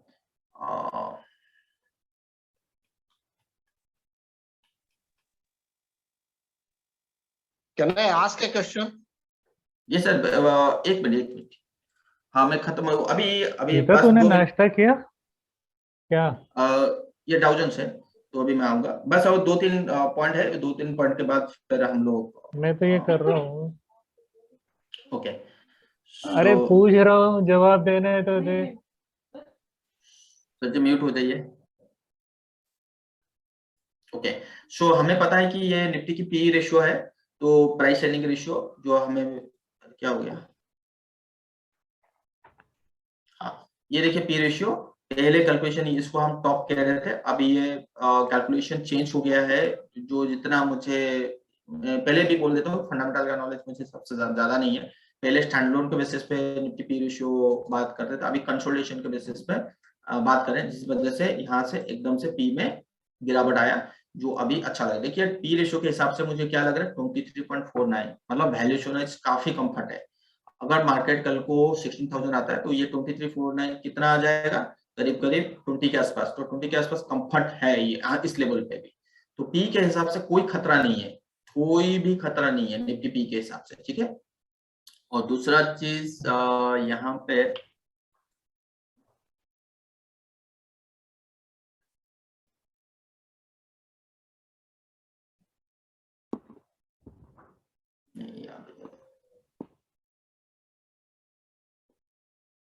मार्केट ब्रेथ, तो काफी बार मैंने इसके ऊपर चर्चा किया हूँ बहुत पहले भी। यहाँ पे देखिए कंसोलिडेशन हुआ था जो अभी बीच में ये देखिए कंसोलिडेशन हुआ था, तो इस कंसोलिडेशन में मेरा एडी रेशियो जो है वो लो चल रहा था, ठीक है। एडी रेशियो है जो लो चल रहा था, तो जैसे ही यहाँ पे ब्रेकआउट मिला, प्राइस वाइज ब्रेकआउट मिला, तो एडी रेशियो मेरा ऊपर गया।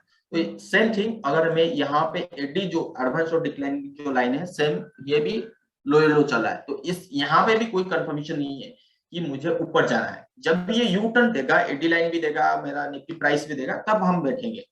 अभी तक एडी लाइन जो है वो नीचे चला है, एडवांस डिक्लाइन लाइन, तो यहाँ पे एक सपोर्ट था, यहाँ पे भी पिछला रहता है वो यहाँ पे रहता है कि ये भी चला गया। तो एक कोई किसको पता है, मुझे एक्चुअल मुझे क्वेश्चन करना था, क्वेश्चन नहीं पूछना था कि एडी जो लाइन है ये हिस्टोरिकल कहाँ से मिलेगी, ठीक है। तो ये मैं इसके बारे में मैंने काफी सर्च किया पर मुझे मिला नहीं है, ठीक है। ये जो निफ्टी एडी लाइन जो होता है इंडिकेटर में वो आता है वो अलग है, बट यहाँ पे जो एडी लाइन है वो अलग होता है। तो मैं वो अगर किसको पता है तो प्लीज मुझे बताइएगा, वहां पे भी काफी कुछ एनालिसिस मिल जाता है, ठीक है। तो इसके बेसिस पे भी डाउन ट्रेंड है, एडी लाइन के बेसिस पे भी डाउन ट्रेंड है। तो टाइम हो चुका है, 11 बजे हो चुका है, ओके। सो दूसरा ये डाउ जोन्स मैंने चार्ट खोला, तो देखिए डाउ जोन्स के बेसिस पे हम लोग क्या देखने के लिए मिल रहा है कि यहाँ पे गैप डाउन ओपन हुआ। सचित म्यूट हो जाएंगे, ओके। सो गैप डाउन ओपन हुआ है यहाँ पे देखिए। तो इसका अगर मैं सपोर्ट की बात करूं, ये जो प्राइस चैनल लाइन है, चैनल लाइन जनरली ये ट्रेंड को आइडेंटिफाई करने के लिए मैं वैसे डाला हूं, तो चैनल लाइन को एडजस्टमेंट किया जा सकता है, ये जरूरी नहीं है कि मैंने यहाँ पे कर दिया तो यहीं पे सपोर्ट है। प्राइस वाइज जो सपोर्ट है वो अभी भी 4% नीचे है। ये देखिए अगर मैं ये मान के चलता हूँ कि डाउ जोन्स यहाँ तक आए तो 4% अभी भी उसके पास चांसेस है कि 4 ऊपर नीचे आ सकता है, ठीक है। तो डाउ जोन्स के हिसाब से मतलब यहाँ अगर इनकी चार्ट देखूं, इनके चार्ट में कोई खराबी नहीं हुआ है, हमारे चार्ट में खराब हो चुका है बट इनकी चार्ट में अभी भी खराब नहीं हुआ है, बट 4% के बाद भी इनमें बाइंग आ सकता है, बट हमारी चार्ट में कहीं ना कहीं एक डर लग रहा है मुझे, ठीक है। उसके बेसिस पे अगर जैसे मैं हमेशा मानता हूँ कि कपर कुछ पहले ही कुछ बोल देता है, मैं पहले भी एक चार्ट बना के दिया था, जब भी एक बुल फेज होता है तो अगर आप लोग एनालिसिस करोगे तो कॉपर वो जो होता है वो मेटल का राज होता है, ठीक है। कॉपर में बाइंग आने का मतलब मेटल सेक्टर में ह्यूज बाइंग, ठीक है। तो जो मुझे डर था कि यहाँ पे एक टॉप बन सकता है, मैं मानने के लिए तैयार नहीं था क्योंकि इतनी बड़ी बुल फेज चल रहा है, हो सकता है कि ये एंड हो गया, बट एग्जैक्टली वो टॉप बना। और यहाँ पे जो एक गिरावट तो आया, तो हो सकता है कि यहाँ पे जो चार्ट दिखा रहा है यहाँ पे यू टर्न हमें एक मिलेगा, बट अगर इस पूरी पैटर्न को अगर मैं देखूं तो मुझे अभी के लिए कॉपर में कहीं ना कहीं डर लग रहा है कि आने वाले टाइम पे कॉपर यहाँ तक ना आ जाए, ठीक है। तो ये एक्सपेक्टेशन है मेरा, ये कॉपर अभी बुल फेज में नहीं है, अभी ये करेक्शन में आ रहा है। करेक्शन मतलब ये जो तेजी हुआ था इस तेजी का रिट्रेसमेंट हो रहा है।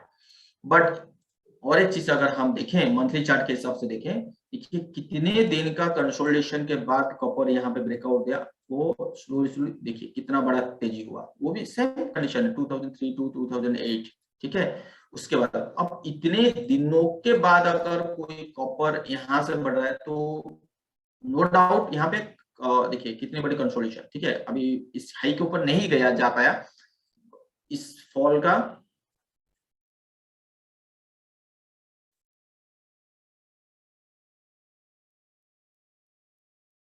ओके। सो इस तेजी का एक टाइम वाइज हो सकता है या प्राइस वाइज हो सकता है करेक्शन मिले, उसके बाद अगर ये तेजी हुआ देन तो आप समझ लीजिए कि कॉपर में ब्रेकआउट का मतलब ये है कि भयंकर बाइंग ऑफ मेटल सेक्टर में। और ये जो काइंड ऑफ कंसोलिडेशन है ये कोई आजकल का कंसोलिडेशन नहीं है। यहाँ पे देखिए ये कोई आजकल का कंसोलिडेशन है, 2008 के बाद ही कॉपर में वॉल्यूम देखिए इसमें तेजी आया रियल। तो मुझे नहीं लगता कि जब भी एक इस फेज शुरू होता है तो 1 साल के अंदर खत्म हो जाएगा, 2 साल में, ये जरूर नहीं है। 2008 के बाद 2020 में मतलब 12 इयर्स, 12 साल ये भी हुआ है। यहाँ पे देखिए कितने सालों के बाद यहाँ पे तेजी हुआ, ठीक है। तो ये मुझे नहीं लगता कि इतने सालों का, हो सकता है कि छोटा मोटा करेक्शन आए, छोटा मोटा, बट ये तेजी चालू होगी आने वाले 5 साल 6 साल के लिए।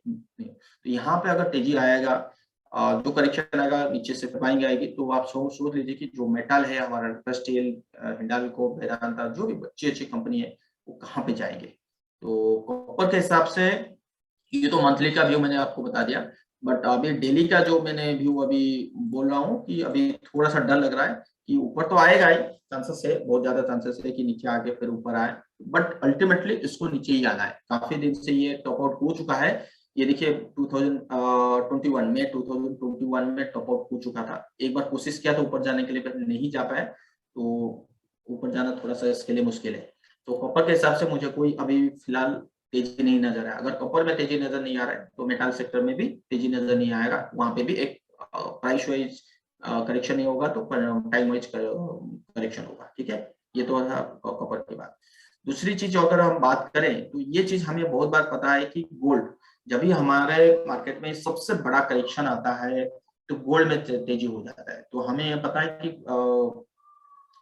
कोरोना के टाइम पे जो भी मार्केट में फॉल आया था, तो सडनली मार्केट में ये गोल्ड में बाइंग आ गया था सडनली। तो क्यों ना, पैसा ट्रांसफर हो जाता है। और जब बट कोरोना कब आया था, फरवरी मार्च के आसपास हमें प्राइस में करेक्शन मिला, बट गोल्ड में कब बाइंग आया था, जनवरी में। तो यहाँ पे हमें एक सिग्नल मिला है कि जब भी, ये हिस्ट्री कहता है, ये मैं नहीं कहता हूँ, ये हिस्ट्री कहता है पहले से आता है। बट यहाँ पे एक बात देखेंगे, ये जो तेजी करेक्शन हमें मिला था गोल्ड में, यहाँ पे ब्रेकआउट नहीं हुआ है। ये कौन सा गोल्ड है, यूएस वाला जो गोल्ड है कॉमेक्स, वहां पे गोल्ड में ब्रेकआउट अभी तक नहीं हुआ है। तो इसका मतलब ये है हमें एक करेक्शन मिलेगा मार्केट में, बट बड़ी करेक्शन का ये ना, क्योंकि पैसा शिफ्ट नहीं हो रहा है, ठीक है। पैसा यूएस मार्केट की, जैसे यूएस मार्केट हमें क्या नहीं मिल रहा है, ज्यादा फॉल नहीं मिल रहा है, तो मैंने देखा, बट हमारे निफ्टी में थोड़ी सी खराब है। तो इसके बेसिस में हम बड़ा करेक्शन की उम्मीद ना करें।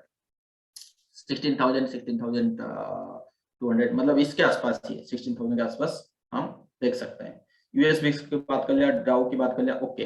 देन हम लोग बात करेंगे यहाँ पे गोल्ड में भी एक बात कर लिया, तो उसके बाद हम बात करेंगे क्रूड ऑयल, क्योंकि क्रूड ऑयल जो है ये इतना याद रखिए, क्रूड ऑयल जो है ये बहुत बड़ा पार्ट है शेयर मार्केट का, इकोनॉमी का बहुत बड़ा पार्ट है। अगर क्रूड ऑयल नहीं बढ़ेगा तो इसका मतलब मार्केट में डिमांड ही नहीं है। अगर मार्केट में क्रूड ऑयल नहीं बढ़ेगा तो बहुत सारे इंडस्ट्री का काम नहीं हो रहा है, उनका डिमांड नहीं होगा, डिमांड नहीं हो रहा है तो अल्टीमेटली शेयर मार्केट काम नहीं करेगा, मतलब बढ़ेगा नहीं। अगर क्रूड ऑयल जरूरत से ज्यादा बढ़ गया, फिर इन्फ्लेशन का फियर है, फिर इंटरेस्ट रेट का फियर आएगा, फिर करेक्शन आएगा, तो क्रूड ऑयल। तो अगर क्रूड ऑयल की अगर हम बात करें तो कहीं ना कहीं यहाँ पे एक रेजिस्टेंस नजर आ रहा है, ठीक है, इतनी बड़ी। तो यहाँ पे भी कोई बड़ा वाला फॉल तो नजर नहीं आ रहा है, बट कहीं ना कहीं रेजिस्टेंस, तो सडन बाइंग तो चांसेस कम है। तो यहाँ पे देखिए एक होप था, बट ये होप हो सकता है यहाँ तक भी आ सकता है। और ये जो मैं हाईलाइट किया हूँ ये बहुत बड़ा रेजिस्टेंस एरिया है। तो क्रूड ऑयल में भी ऐसा कोई तेजी नजर नहीं आ रहा, तो क्रूड ऑयल के तरफ से भी पहुंच। गोल्ड मैंने दिखा दिया, मंथली से दिखा दिया, डॉलर ओके। देन आया है क्या, डॉलर। डॉलर के बेसिस पे हर कोई काम करता है। देखिए डॉलर जो होता है ये मंथली एरिया में अगर मैं बात करूं तो ये ना लॉन्गर टर्म, ये देखिए 80 87, ये लॉन्गर टर्म। ये डॉलर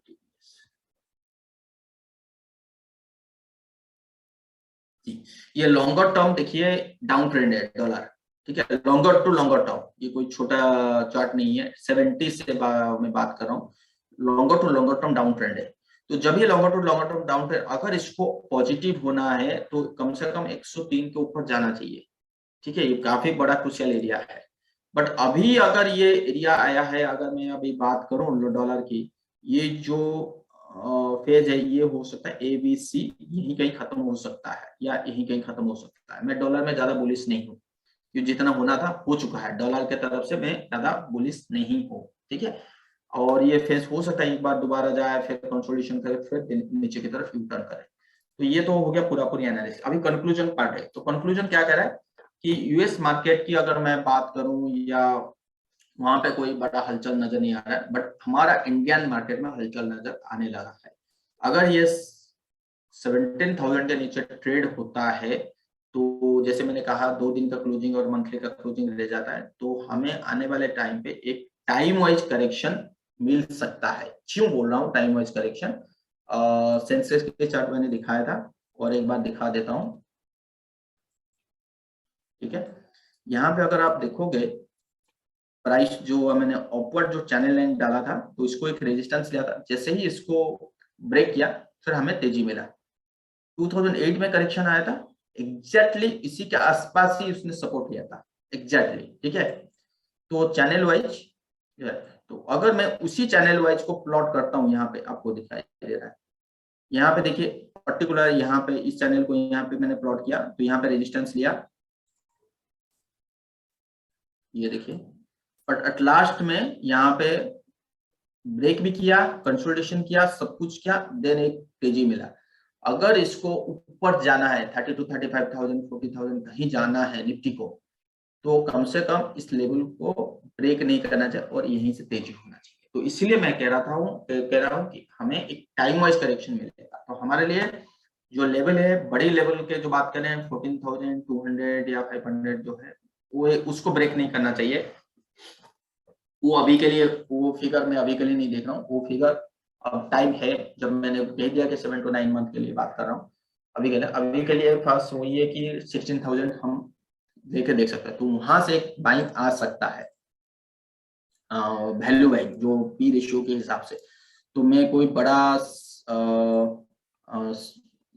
वैल्यू बाइंग आ सकता है, तो मैं यही देख रहा हूँ। यहाँ पे अगर ट्रेंड चेंज होता है, तो यहाँ पे दोबारा ये 1920 आ रहा है, फिर ये कहीं ना कहीं मुझे सिग्नल नजर आ रहा है। ये कंफर्म कैसे होगा? जैसे जैसे ही आगे टाइम बीतता जाएगा, तो वैसे ही हमें एक कंफर्मेशन मिलेगा। तो अभी के लिए बस वही है कि निफ्टी मुझे एक फियर तो नजर आ रहा है। मैंने जितने भी अभी बात किया, सिर्फ नेगेटिव बात किया हूँ, सिर्फ कोई इंडिकेटर को लेके नहीं, हर चीज को कंपेयर करने की कोशिश किया। अभी तक तो मुझे फियर ही नजर आ रहा है, बट पोजिशन कैसे बनाए, क्या बनाए, वो डिपेंड करता है। हाँ, यहाँ पे अगर आप बाय करते हो तो 15 to 20% का आप रिटर्न के बारे में सोचोगे मैक्सिमम, उससे ज्यादा नहीं, ठीक है ना। यहाँ पे भूल जाना है, क्योंकि हमेशा कोई भी हिस्ट्री उठा के देखिए, चाहे आप इंडियन एनर्जी एक्सचेंज उठा के देखिए, हर चीज के यहाँ पे क्यों देख रहा हूँ कि बहुत सारे स्टॉक है वो पहले से ही टॉप आउट हो चुके हैं, अभी कंसोलिडेशन फेज में चल रहे हैं। जैसे आरफेल है, चाहे सीडीएसएल है, ये बहुत पहले से ही ये कंसोलिडेशन फेज में चल रहे हैं, ठीक है ना। तो वो चीज है। आईटी काफी तेजी लग रहा है, बट आईटी हो सकता है कि यहाँ पे एक ब्रेकआउट अगर आएगा, तो हमें ये पता करना है कि यहाँ पे वो वाला रैली नहीं मिलेगा, जो रैली हम पहले से देख रहे हैं वो वाला रैली नहीं मिलेगा। यहाँ से 20% मैक्सिमम टू मैक्सिमम आप रिटर्न देख लो। तो जैसे ही निफ्टी में अगर बॉटम आउट सही मायनों में अगर 16,000 आता है निफ्टी में बॉटम आउट, तो आईटी में बढ़िया वाला करेक्शन आएगा जो हमें अभी मिल रहा है निफ्टी में। तो आईटी को ये ना देखें कि आईटी हमेशा प्रॉफिट देगा। वो तो बात है कि फंडामेंटल की बात है कि आईटी अच्छा करेगा, ये जरूर नहीं है कि हर जगह वो भी टाइम वाइज करेक्शन भी उसको चाहिए, ठीक है ना, प्राइस वाइज टाइम। जी, अब कोई क्वेश्चन पूछ सकते हैं तो पूछिए। पीताम्बर जी आप पूछ रहे थे sir. Someone else was asking, मैं नहीं पूछ रहा था सर। हाँ बोलिए। भूषण गोखलानी यार, मेरा एक क्वेश्चन था सर आपसे। जी Am I audible? हाँ बोलिए। Yes yes yes. अभी इंडियन मार्केट काफी कुछ FII इन्वेस्टमेंट से इन्फ्लुएंस होता है, जिनका कि ईयर एंडिंग दिसंबर में होता है। तो what is their influence on this कि in the month of December the market behaves differently? इस पे कुछ आपकी एनालिसिस, कुछ आप बता पाओगे पिछले 4-5 साल में कि दिसंबर जनवरी मंथ में कुछ डिफरेंट बिहेव करता है? नहीं, दिसंबर देखिए मैंने जितना सुना हूँ, दिसंबर जनरली इनका क्या होता है कि दिसंबर एंड में ये बहुत बड़ा इनका जो सेलिंग आता है कि पार्टिसिपेट नहीं करते, वो एक लॉन्ग हॉलीडे में चले जाता है। ये तो हम सभी को पता है ठीक है। और जो भी आप कह रहे हो कि इनका जो एफआई का बात होती है, तो वो as a news wise, news वाले जो करते हैं ना, इसको इतना न्यूज को बना लेते हैं कि हमारा व्यू जो उनके ऊपर सबसे ज्यादा चला जाता है। अगर आप एफआई की डाटा अगर आप देखो, एक मिनट में आपको और एक डाटा दिखाता हूँ। तो अगर आप एफआई के डाटा को देख के करना है तो इसमें सिर्फ कंफ्यूजन के अलावा हमें कुछ नहीं मिलने वाला। ये है, ये नहीं, स्कैन नहीं, एफआईडीआई के डाटा। ये देखिए कैश वाइज,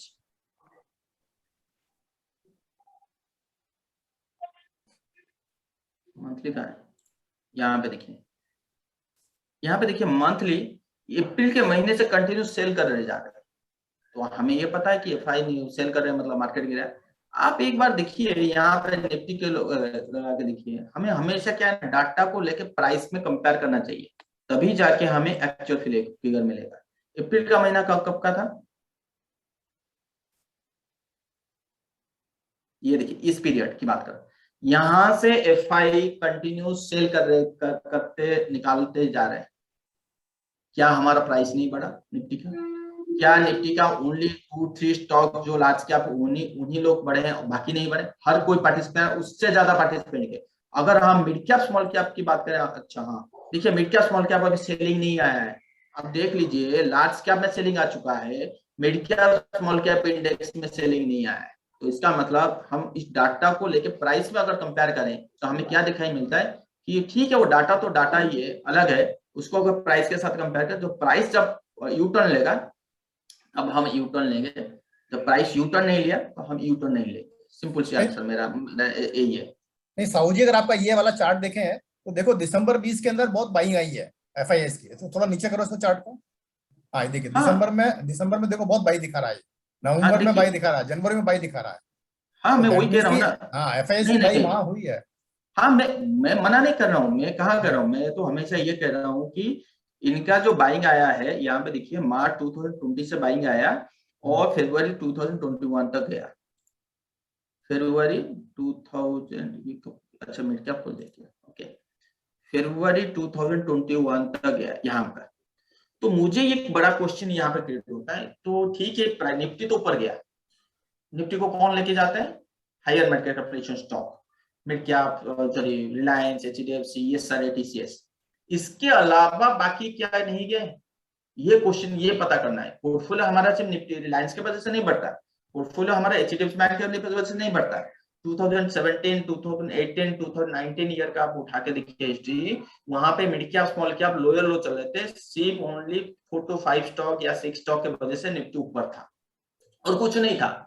जिनको होगा पोर्टफोलियो होगा उनको पता है 17, और चार्ट भी मेरे पास वैसे ही है, अगर आप मिड कैप स्मॉल कैप देखोगे देखिए, ठीक है। तो कहने का मतलब मेरा क्वेश्चन ये था कि यहाँ पे जब मिड कैप भी परफॉर्म कर रहे थे, स्मॉल कैप भी परफॉर्म कर रहे हैं, लार्ज कैप भी परफॉर्म कर रहे हैं, लार्ज कैप उतना परफॉर्म नहीं किया जितना mid cap small cap perform किया है इस लेवल से यहाँ तक। तो इसका मतलब क्या, हम एफआई के वजह से अगर यही सोच के बैठ जाए कि एफआई तो सेल करना शुरू कर दे तो हम निकाल दे, तो ये अपॉर्चुनिटी फिर हम तो गया हमारे हाथ से। मैं तो 2-3 स्टॉक के बारे में बात नहीं कर रहा हूं, मैं तो पूरा सेक्टर के बारे में बात कर रहा हूँ, मिड कैप स्मॉल कैप, जहां से पैसा एक्चुअल बनता है।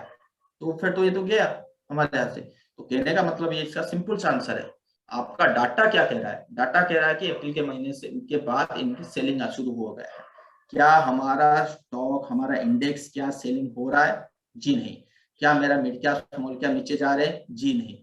तो फिर हम क्यों बैठेंगे? करने दो उनको जो करना है, सिंपल। जिस दिन आप देखो नीचे आएगा उनका बाइंग आएगी। तो कहने का मतलब तो फिर क्या वो क्या गधा है कि उनको पहले निकल के वो नहीं, कभी भी एफआई को बेचना है वो टॉप में बेच नहीं सकते। क्यों? क्योंकि बायर नहीं मिलेगा, वो हमेशा यहाँ पे बेचना शुरू करेंगे। कभी भी खरीदना है, वो ये जो फॉल आया था फ्यूचर में, जो फ्यूचर में शॉर्ट किए थे, वो यहां से बाई करना शुरू करेंगे, इतना तो आप जान लो। कभी भी वो डाटा को आपको निफ्टी इंडेक्स के साथ कंपेयर करना चाहिए, ठीक है ना सर? प्योरली उस डाटा के ऊपर हम काम करें तो कभी भी हमें सफल नहीं मिलेगा। हमेशा देखिए क्या है, आप उठा के देखिए, जिसने भी अप्रैल में इन्वेस्ट किया होगा नवंबर में, क्या उसका रिटर्न 0 हो गया होगा? उसका माइनस फिगर कभी नहीं, किसी भी हाल पे नहीं, रिटर्न नहीं दिया। IRCTC, इंडियन एनर्जी एक्सचेंज, बहुत सारे स्टॉक है इस पीरियड में चले हैं, इससे चले हैं कि बहुत बढ़िया पैसा कमाया है। रिटेलर भी अच्छे, फंड हाउस भी बहुत ज्यादा अच्छा पैसा कमाया है इस पीरियड में। भूषण जी, ये इनका जो स्पेसिफिक क्वेश्चन ये था कि दिसंबर में FIIs की सेलिंग होती है क्या ज्यादा, तो आप दिसंबर 20 का थोड़ा चार्ट देख लो, उससे आपको इंडिकेशन लगेगा। डेली चार्ट दिसंबर 20 का, उसमें ये देखो कि क्या आपके लास्ट 7 दिन में सेलिंग ज्यादा आई थी क्या, लास्ट के 7 डेज में, दिसंबर का चार्ट देखिए आप। नहीं, ये उनका जो क्वेश्चन है मैं समझ गया था, तो इसलिए हाँ। मैंने उसको कंपेयर करने की कोशिश किया। वो जो कैश में सेल कर रहे हैं, ठीक है, दिसंबर में क्यों सेल करते हैं, ये इसका बेसिक रीजन है, क्योंकि वो लॉन्ग हॉलीडे में जा रहे हैं, ठीक है। अभी भी आएगा क्या वो इशू ये कि अभी फिर आएगा क्या, अभी दिसंबर चालू? नहीं, देखिए सर, देखिए हमें ये लेके नहीं चलना। ये देखिए 2000, देखिए दिसंबर आपकी बात कर रहा, दिसंबर 2019। मेरा क्वेश्चन एक मिनट, जी सर बोलिए। मैं रिफ्रेम करता हूं कि हाँ। मेरी अंडरस्टैंडिंग है कि दिसंबर इनका अकाउंट क्लोजिंग पीरियड है, हाँ। जो इन्वेस्टर्स हैं काफी सारे, तो इस महीने में वो अपना प्रॉफिट बुकिंग करते हैं और फिर प्रोबेबली री इन्वेस्ट करते हैं दूसरे स्टॉक्स में। जी ये तो confirm. So I will not, so उसमें स्टॉक स्पेसिफिक सेलिंग आ सकती है, स्टॉक स्पेसिफिक बाइंग आ सकती है। हाँ, यस। तो इसका मतलब कुछ वॉल्यूम ऑफ सेलिंग और buying increases in the month of December, overall Nifty पे हो सकता है इफेक्ट नहीं आता हो। देखिए निफ्टी का जो होता है कि निफ्टी को गिराना बढ़ाना, वो तो सिंपल कुछ स्टॉक के लिए होते हैं। जैसे रिलायंस नहीं गिरा, TCS नहीं गिरेंगे तो निफ्टी नहीं गिरेगा, डिपेंड करता है। जो सर ने कहा कि दिसंबर में इनकी जो अकाउंट क्लोजिंग है, वो तो है ही है, ट्रू है, ठीक है। उनको उस वहां पे सेल करेंगे, फिर री इन्वेस्ट करेंगे, हो सकता है कि वो उसी स्टॉक में फिर दोबारा री इन्वेस्ट करेंगे। बट उनकी जो माहौल जनरली होता है, एक तो वॉल्यूम वो तो अकाउंट क्लोजिंग होता ही होता है, दूसरा ये होता है कि कोई भी बंदा ये नहीं चाहेगा कि म्यूचुअल फंड वालों के लिए जो फैसिलिटी नहीं है, FI के लिए उनका फैसिलिटी बहुत है इंडियन मार्केट में।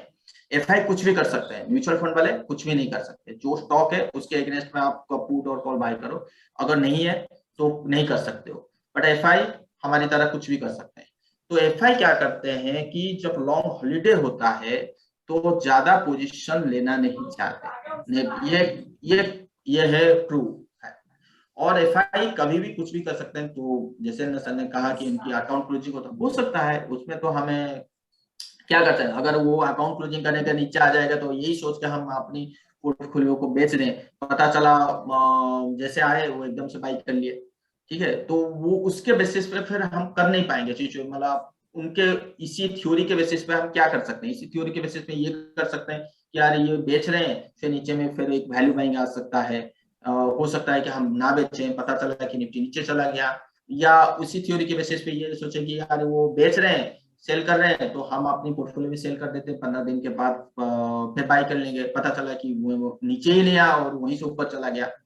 बात है क्यों ना, इसका सिंपल सा रीजन मैंने आपको दिखाया। वो तो एक थ्योरी है और यहाँ पे हमारे पास डाटा है। क्या डाटा है? अप्रैल के महीने से वो चालू शुरू किए हैं बेचना।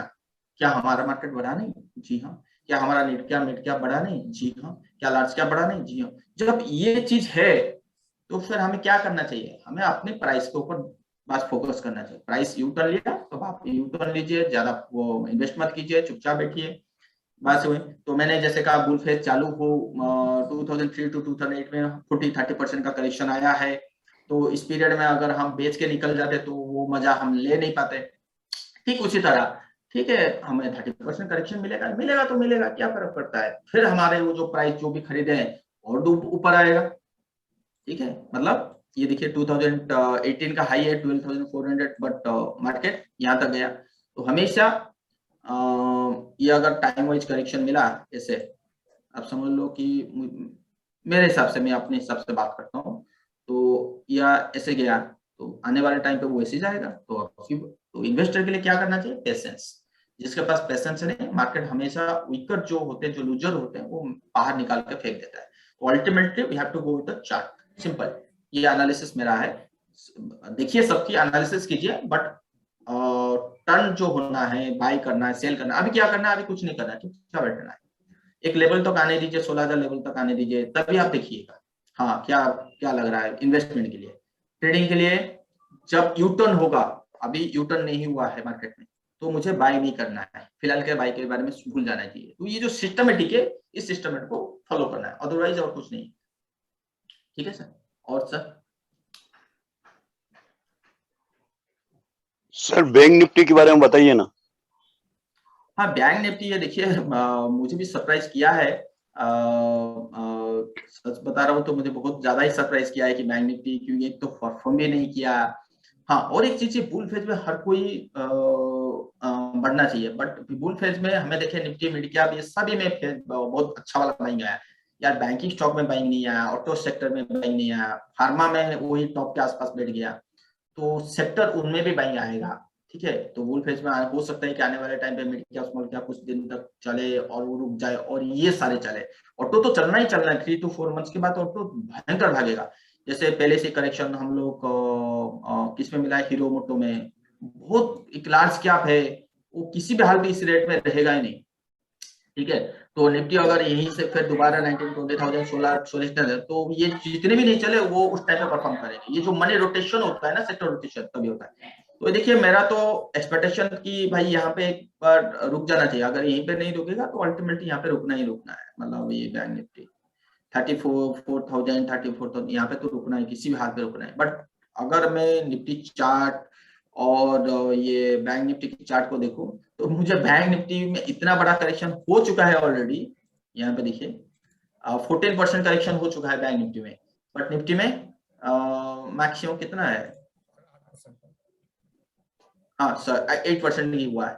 बट बैंक निफ्टी चार्ट मुझे अभी भी मुझे तेजी लग रहा है, मतलब आज ट्रेंड वाइज अभी भी इसकी ट्रेंड में कोई खराब नहीं है, हुआ नहीं है, अभी भी नहीं हुआ है। उस समय बोलता है, बट ये कहता है कि यहाँ पे एक बाइंग आना चाहिए। हो सकता है कि गवर्नमेंट की तरफ से कुछ पॉजिटिव चीज आए जो बैंकिंग स्टॉक को लेके पीएसयू बैंक रैली करना चाहिए, क्योंकि पीएसयू बैंक देखिए अंडर परफॉर्म कर रहे हैं, तो जो परफॉर्म करे तो रैली होगा, तो एसबीआई तो बहुत बड़ा रैली होगा। ठीक है, ये तो हम साउजी और बीपीसीएल का चार्ट दिखाओ, वो ईयरली लो पे आ गया अभी है। के लिए तो कुछ नहीं, मतलब अभी जो हम किसका सर? नहीं, बीपीसीएल जो अभी ईयरली लो पे आ गया है, पर बीपीसीएल में क्या हो गया, एकदम से क्या प्रॉब्लम आ गया है? नहीं देखिए बीपीसीएल मैंने पहले भी बोला था, इसी चीज को बोला था। देखिए प्राइस जो होता है, हम ना टोटल प्राइस के ऊपर बैठ जाते हैं कि ये होगा वो होगा, डिसइन्वेस्टमेंट होगा, ये नहीं कि नहीं होगा, बट कब होगा, यही चीज पूछना है अपने आप को कि यह होगा कब। अगर होगा, क्या वो 1 मंथ पीरियड के लिए ही पॉजिटिव रहेगा, उसके बाद नहीं रहेगा? अगर मुझे बीपीसीएल डिसइन्वेस्टमेंट होगा, या उसका प्राइस सिंपल में मान लो कि आपने 700 चला गया, क्या डिसइन्वेस्टमेंट के बाद इसका प्राइस मैक्सिमम 700 ही रहेगा? बिल्कुल नहीं, ये 2000 3000 4000 भी हो सकता है। तो कहने का मतलब मेरा सिंपल है, अगर आप बीपीसीएल इन्वेस्टमेंट करना चाहते हो या उसमें और इन्वेस्टमेंट बढ़ाना चाहते हो, तो इन्वेस्ट एबव 550 और 600, सिंपल सा आंसर। प्राइस देखिए ये एक कितने दिन से 2017 हाई को नहीं ब्रेक किया, बट निफ्टी 2018 को हाई को ब्रेक कर किया, तो इसका मतलब ये अंडर परफॉर्म कर रहा है, तो हमें देखना ही नहीं चाहिए। हाँ, ये जरूरी है कि बीपीसीएल अगर यहाँ आ गया तो आपको इन्वेस्ट करना चाहिए। फिर आप बोलोगे कि यार ये तो 376 से मेरा हाथ से छूट गया, मेरे हाथ से। जिन लोग यहाँ पे इन्वेस्ट किए हैं उनके हाथ से और कितना, मतलब बीपीसीएल का अलावा तो और जगह भी इन्वेस्ट कर सकते थे। तो कहने का मतलब है, जब भी एक स्टॉक परफॉर्म करना चालू करे तब आप बाय करो। हो सकता है कि 100-200 पॉइंट 300 पॉइंट आप हाथ से चला जाए, फॉरगेट अबाउट, बट आपके स्टॉक कंटिन्यू बढ़ेगा, ये नहीं कि एक कहीं ना कहीं वो रुक जाएगा। तो यही है हाल है। तो अभी बीपीसीएल देखिए मंथली चार्ट अगर मैं दिखा रहा हूँ आप सबको, कुछ नहीं, पहले भी बोला था, आज भी हूँ, वही टाइम में हूँ। 500 काफी बड़ा रेजिस्टेंस एरिया है। अगर इसकी आप डेली चार्ट देखोगे,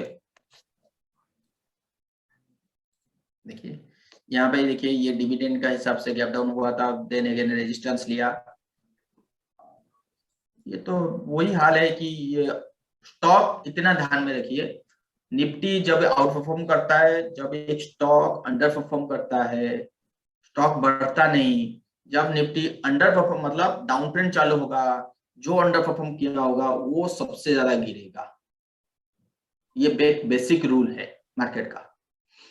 बैंक बीपीसीएल अंडर परफॉर्म कर रहा है, यहाँ पे ये इनका इंडिकेटर लगाइए, इसका मोहित जी का,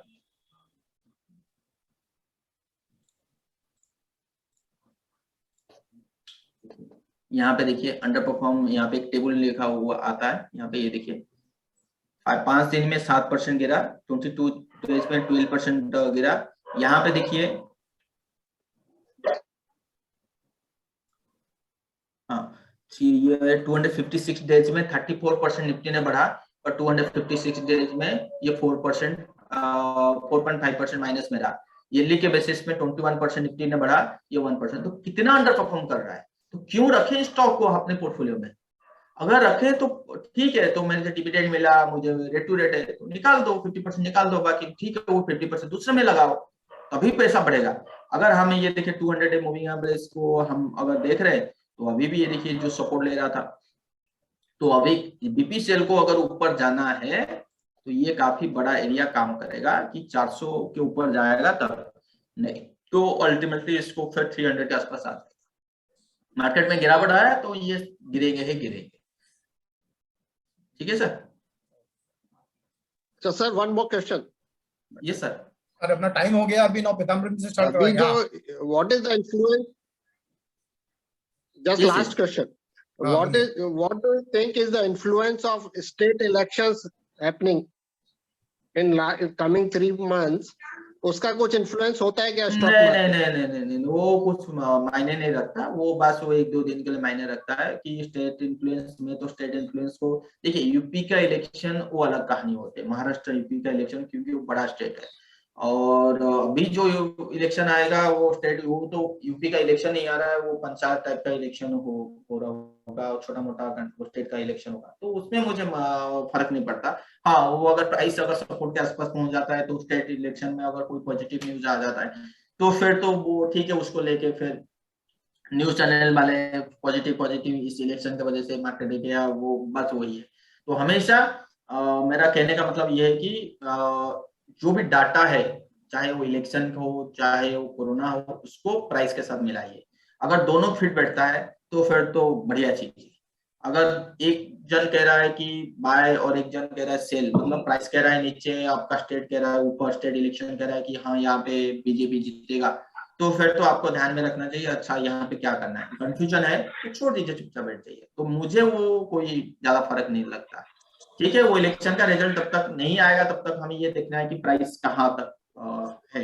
मतलब टॉकिंग अबाउट निफ्टी, तो निफ्टी कहाँ तक है, अगर 16,000 15,500 के आसपास है, तो एक वैल्यू बाइंग नजर आएगा।